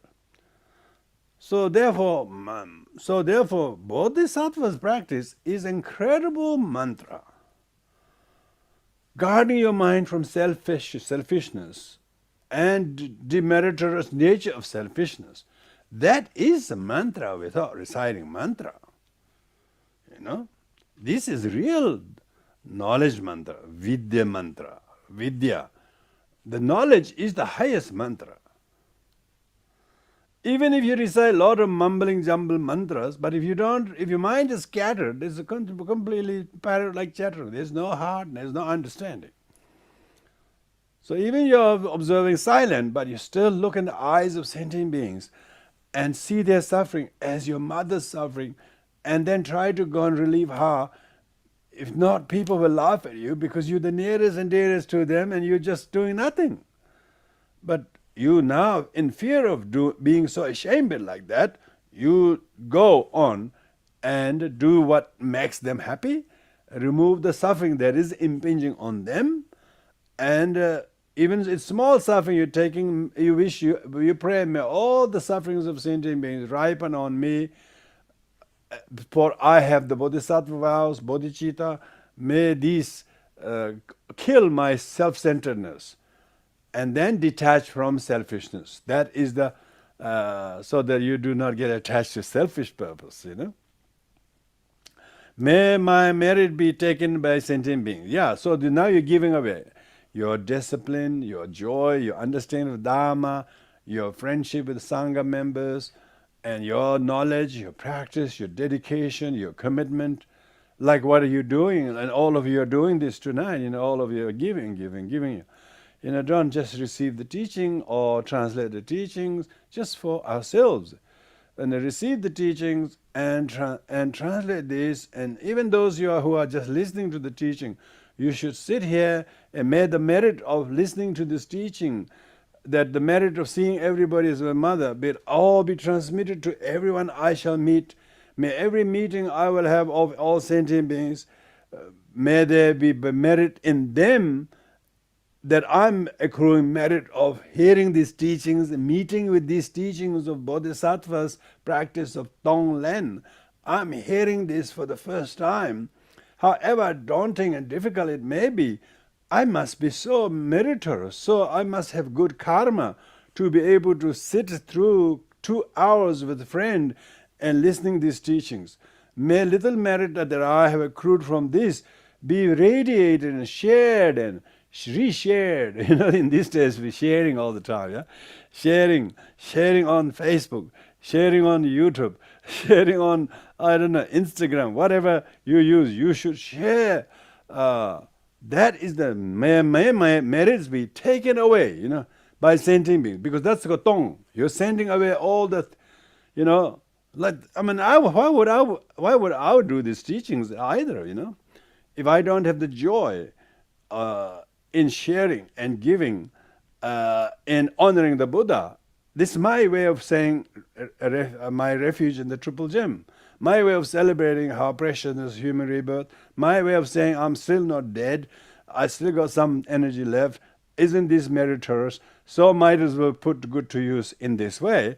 May it benefit sentient beings. So may my merits be taken over beings, and through the blessings of this merit, the merit of this, may all beings attain Buddhahood. Yeah, your wish is so high that you're not wishing them to be free from hunger and thirst. Of course, that's important too. But most importantly, may they be free from hunger of samsara, and so hungry to attain nirvana, but they don't know how to get it. So therefore, you dedicate that. Ultimately, may this become a cause for attainment of Buddhahood. Jetsun Trungpa Gyaltsen was not writing this just to comment on the four parting from further.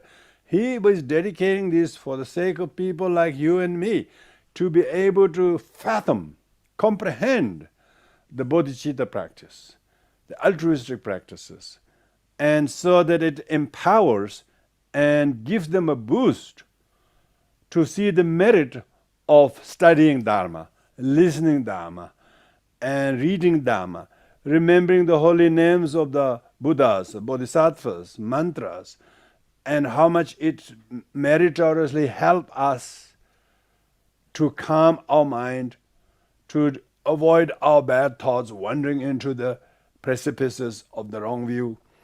And even so, therefore, we delightfully we see the merit in being in the light of the Dharma. Incredible.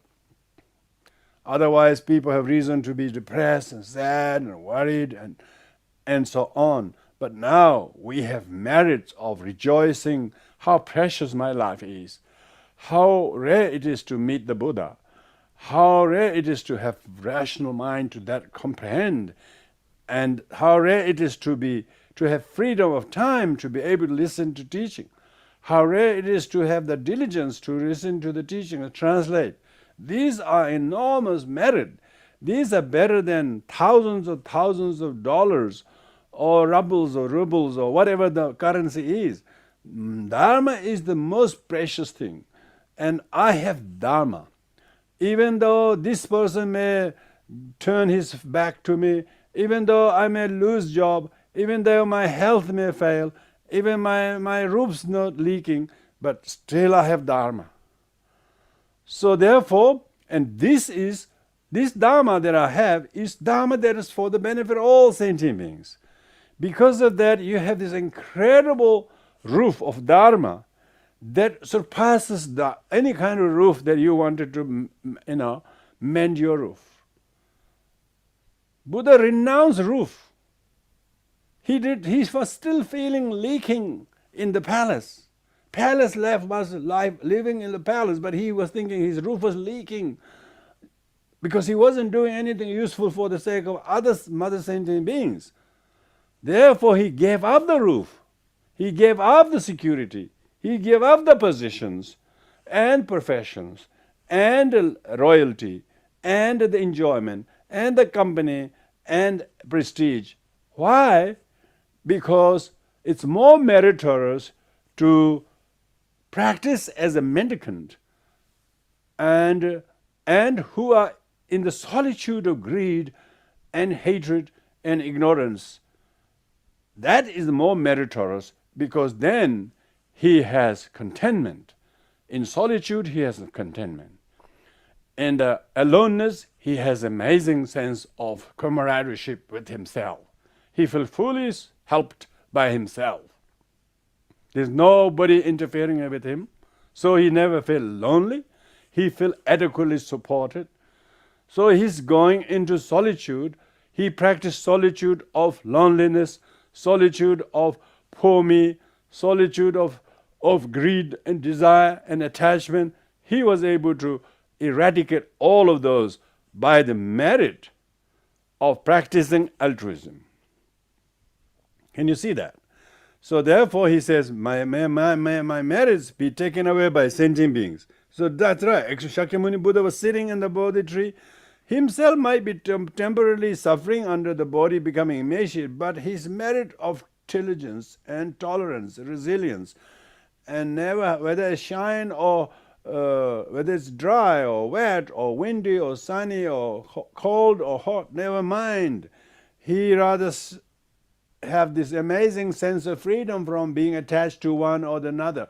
He is completely radiating the merit of love, compassion, joyfulness, recognizing all beings as a mother, remembering their kindness, and resolve to repair their kindness, loving kindness, compassion. He is radiating the world with love and merit. Therefore, the whole world became lit when in the night he got enlightened, because he was sending the merit. Through the blessings of the merit of this, may all beings attain Buddhahood. Of course they will. So that concludes the third parting from attachment.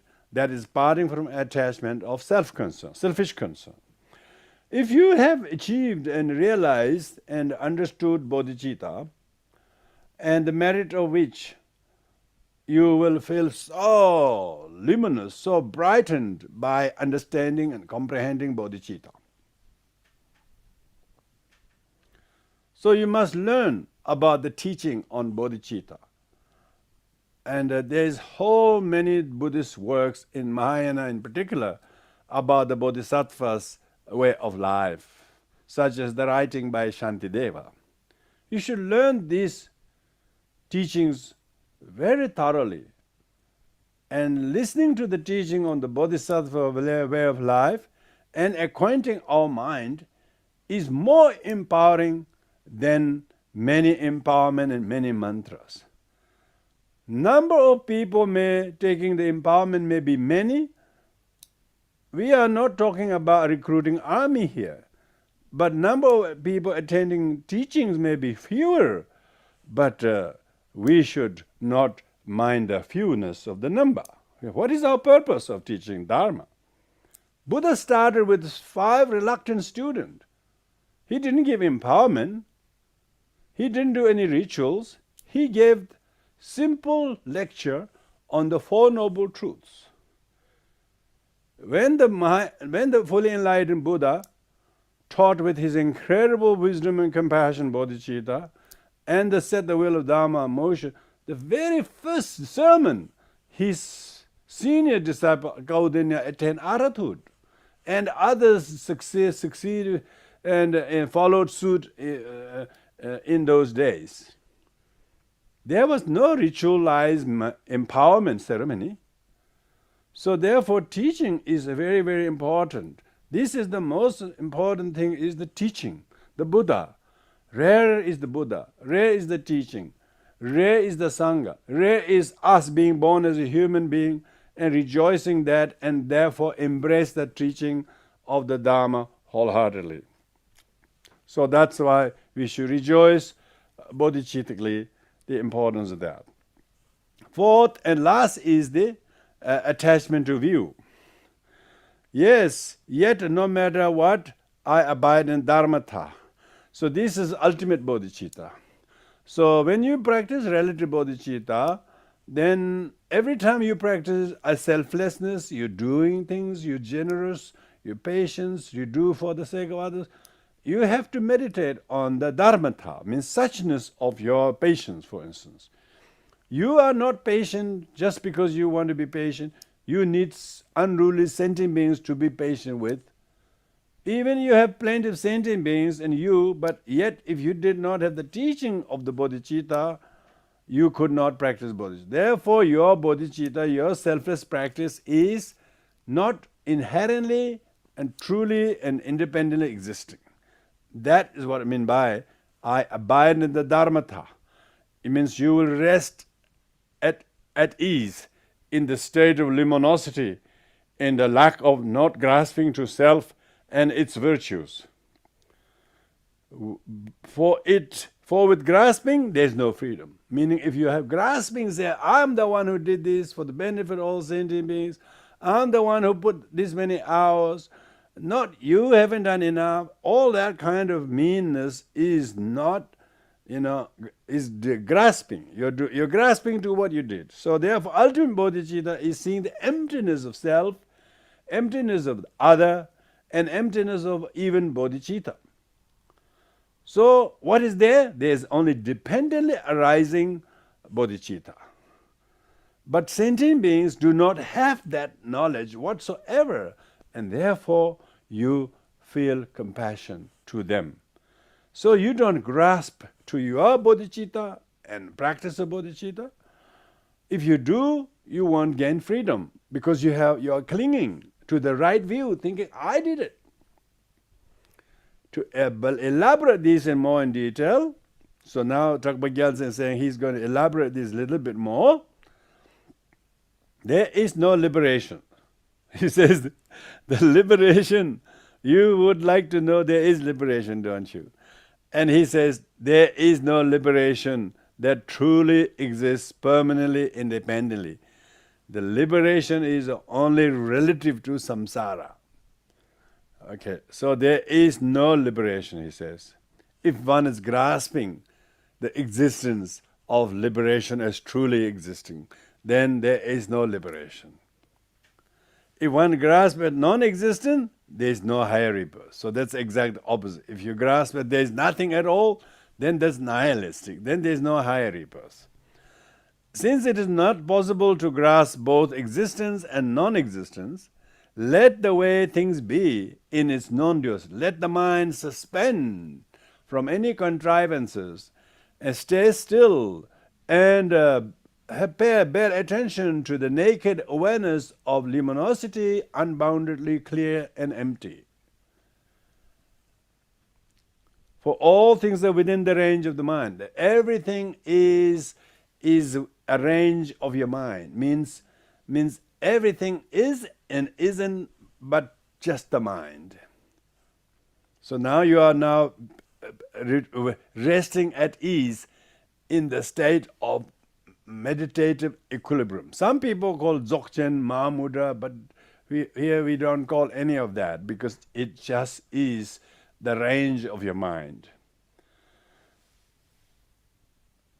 Everything is the mind. So without searching for a creator of the four elements like the earth, the water, and the Brahma or Shiva, the creator, God, instead of like that, such as mere chance or an almighty God, let the mind dwell on its state. This is the awareness. This is the metacognitive awareness of the nature of the mind that is neither produce, nor abiding, nor ceasing.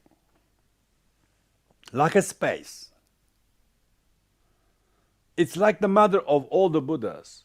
This gave rise to the enlightenment to all the past Buddhas and the present Buddhas and future Buddhas.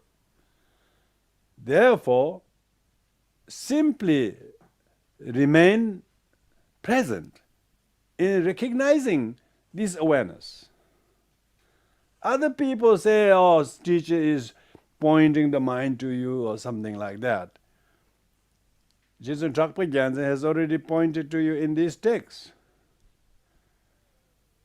Let the mind dwell in its own state. What is the state of mind? There is no state of mind to be found in the mind. Remember, there is no existence of a state of mind that is. There is no non-existence of state of mind that isn't. So it's inexpressible, like the space.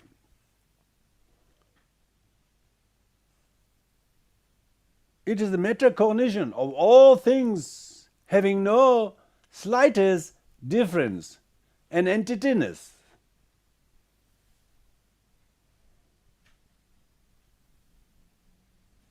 Not grasp at anything, let alone the view. The nature of appearance is like a magical illusion. All things that appears like you are all appearing in names on the screen, Those who are watching on YouTube, you think I'm in the YouTube? Oh yeah, YouTube. I am not me. I'm not hair, I'm not nose, I'm not mouth, I'm not shirt, I'm not feet, I'm not shoulder, I'm not breath, I'm not temperature. I'm merely labeled. Yet it appears as if it does exist. Nature of all appearances is like a magical illusion. It arises through interdependence. Yes, I'm appearing on the screen through the power and Zoom link and all the gadgets and so on. Everything is propped up to appear as there. I'm not physically in your screen. I'm here in Canberra, but I'm not in Canberra. When people look for me in Canberra, they can't find me in downtown Canberra. They can't find me at the airport. And they're looking for me somewhere. They look for my address. They can't find me in the backyard. They thought that was the number 2 or number 5, whatever my address is. But then in the backyard, I'm not there. Front yard, not I'm there. So there is no yard that is not. When they come in this room, then they find me, but I'm not Canberra. I'm not in Canberra. It's not Canberra. Canberra doesn't exist in my home. So, yet it is a suburb within Canberra. It's a street number within Canberra. It is a specific seat within that house with this many rooms or whatever. There is dependence on all of these things. Things arise. The mode of reality is therefore inexpressible.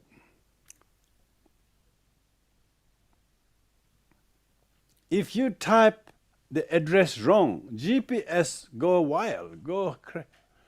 He just could choose anything that slightly looks same name of the street.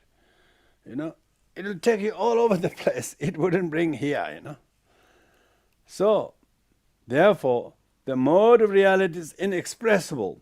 So let your mind, let yourself be in a state of free from elaboration, meaning do not contrive, do not solicit, do not do, just be.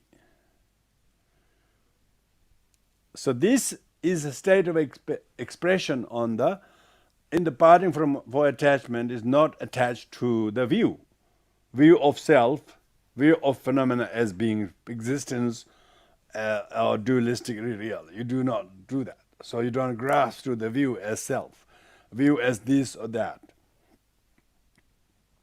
And it's very important to meditate. In the sadhana, you have lots of time to meditate. So here, in this short, succinct writing by Trungpa Gyaltsen, you have to suspend all activities and look at the bare, naked nature of your mind. The mind is not found in the mind, for the nature of the mind is sheer luminosity. So that concludes the parting from the 4 attachment teachings by Jitsun Trungpa Gyaltsen. And then he concludes this by the merit of this virtue, meaning by the merit of him writing this very, very, in Tibetan, it's an incredible poem. He wrote this. And by explaining and parting from the 4 attachments, and so what do we call, Jitsun Trungpa Gyaltsen is dedicating the merit of the parting from the 4 attachments, may all the 7 types of migratory beings. 7 types of migratory beings he referring to is the sentient beings of 3 higher realms, 3 lower realms, as well as Pardo beings. Pardo beings are beings from all the 7 realms of existence. From all the Pardo beings of the God, Pardo beings of hungry ghosts, Pardo beings of humans, and so on, as well as lower realm beings. So he's dedicating the merit. May all 7 types of migratory beings be established into perfect Buddhahood. So that is the Jitsun Trungpa Gyaltsen's teaching on the parting from the 4 attachments. And so It's very good that you all have given your time to listen tonight. I'll now do the oral transmission, root text of the Tibetan. Very, very blessed one. This one, Namaya Laya Ketan Luda Nujinke Trukunda the Megan and the Drawaku Yedan and Jizawa, Tamse Kudo Dage, Jizun Trava Jensen, Shembashi, Karenji, Lama, the Tuzi, Yedan, Nina Jazula, Dala Chila, the Chumi, Chubago, Jimechu, and Rebaja, Shembashi, Teaching the Zoji, Chuju, Sheba Danja, Dendo, Sendela Jena, Chuban, Corona Jena, and Juma Dadona Jena, Zimbachuna, Dame, Dambo Senda Shemba, Dambo Senda Majiba, Sudan, the Tuzango, Sendela Minajaba, the Chuba Minjula, Tomatsumishana, Turi Jibazawa, Tawa Jiba, Dungabon, and Yimbo, Sudan, Meda, Sendela Jemba. Tsurende chuji ribe zawaji, tsurunga la shiwaji, tsurunde lan chadaji rangi tsurung obaji, ngana ribe sawanji, jime tsuna shilaji, tsurung shibe gansa de shisha ribe longji, marik sewe rime, rawan ribe lamji, chuji kuya zawaji, tuzang la meda de tsendela shibe, tuzang ngaji ribe longji, tuzang la mena baji. Tuzandenlan chadajan kodalonjo tsawajan ngana ribe zawaji shuji yu tuzan shulaja gomba jibe gansa go nyamon pongya nyamboja talam ribe zawaji sanji ribe zawaji gomba la meda de tsendila mewe gomba de umbardi yan dunze jolonda mewe kadaji tuzan shila kowaja gomba hinlan chadaja rangi gomba nayan shuji samzen shilan di yenji yi gomba zile tsune tudan samzen gomba la nera de shizungbe donla yang taba tawa nang da nangi na ye da wangi ye wango zo den do tan jo nye ka wa che me da den do nyang de wa do la ku so yin ba bong wa zan ku so yin ba bong wa la ko re nye wa zhen ba dang bo dong a ji dong a den ga so ji dong a ye de le ba sam na ji jen bo to do ma na zhen do me bong me ge wa me zhe wa nge so ga so nam je je ba ta ga na du jen de le ko we dong a je je ba to re ngen ron ro wa ye che yin ja mi ja ja ma yin dam bo wan ro wa ju je ten de je wa de long la de ne yi ji pa we do wa min je ba ra na mi yin ju la de mi chu bo dang bo do yin do mechubo jambo de katabo jambo de me mangboji chidan de la soba zame yin de donga zamde na chawale la zamba me maya dula nyan de no ju yang de lo do yin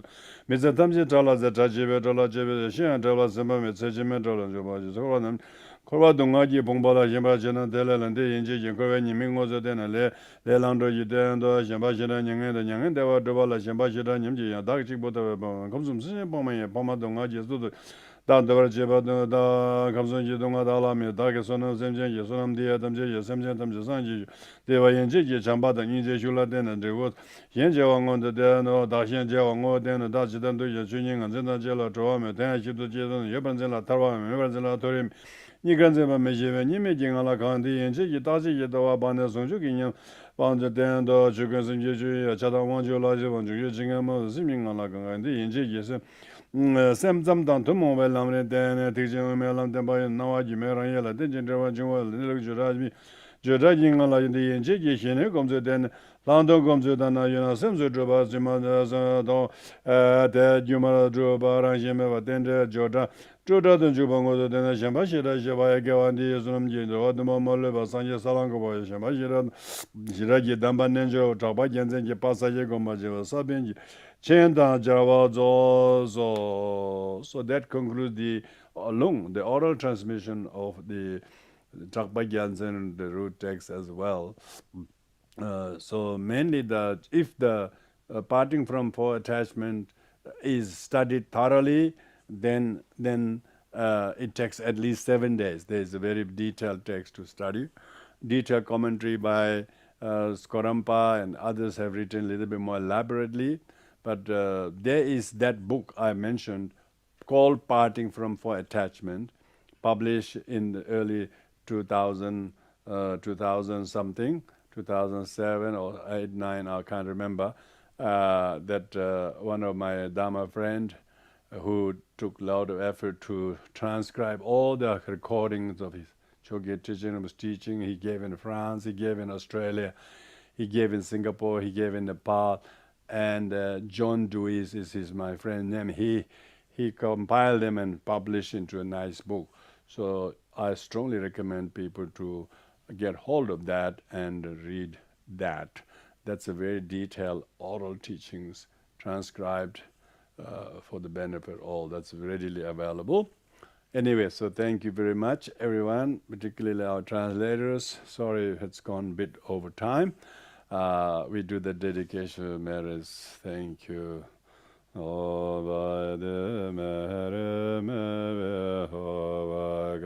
the Deva Mezage Honage Me Ale Berado Brandi Ojano Pado Desenede Herenda Maya Nadije Whatever Mereda Havagra Meho Begas Delevas Choda Maya Nadije Kareja Manjushrenevode Asama Tabadradilava following all the Hezam Aja de Gademere Mede Hezalam bodhichitta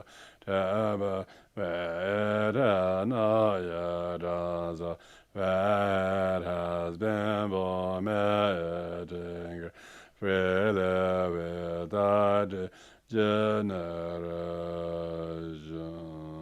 Janjo Samjo Rinpoche Maji Banam Jeju Jeba Nyamba Kone Gondon Bawaya Donye Dawa Rinpoche Maji Banam Jeju Jeba Nyamba Kone Gondon Pawara Jo Gangre Rawa Korbe Jingam De Pendan Dewa Malin Juven Jenese Wan Denzinja Shabeze Bado Denjiro Je Minjurlumbo Kuye Draje Yanla Draje Sunga Draje Yatara Dendo Yawe Guzon Tuji Draje Jo Dembe Bejo Lame Jabe Denzinjo Saden Yanla Ye Dembe Jindanga Danjo Demba Yuren Nebe Draje Jo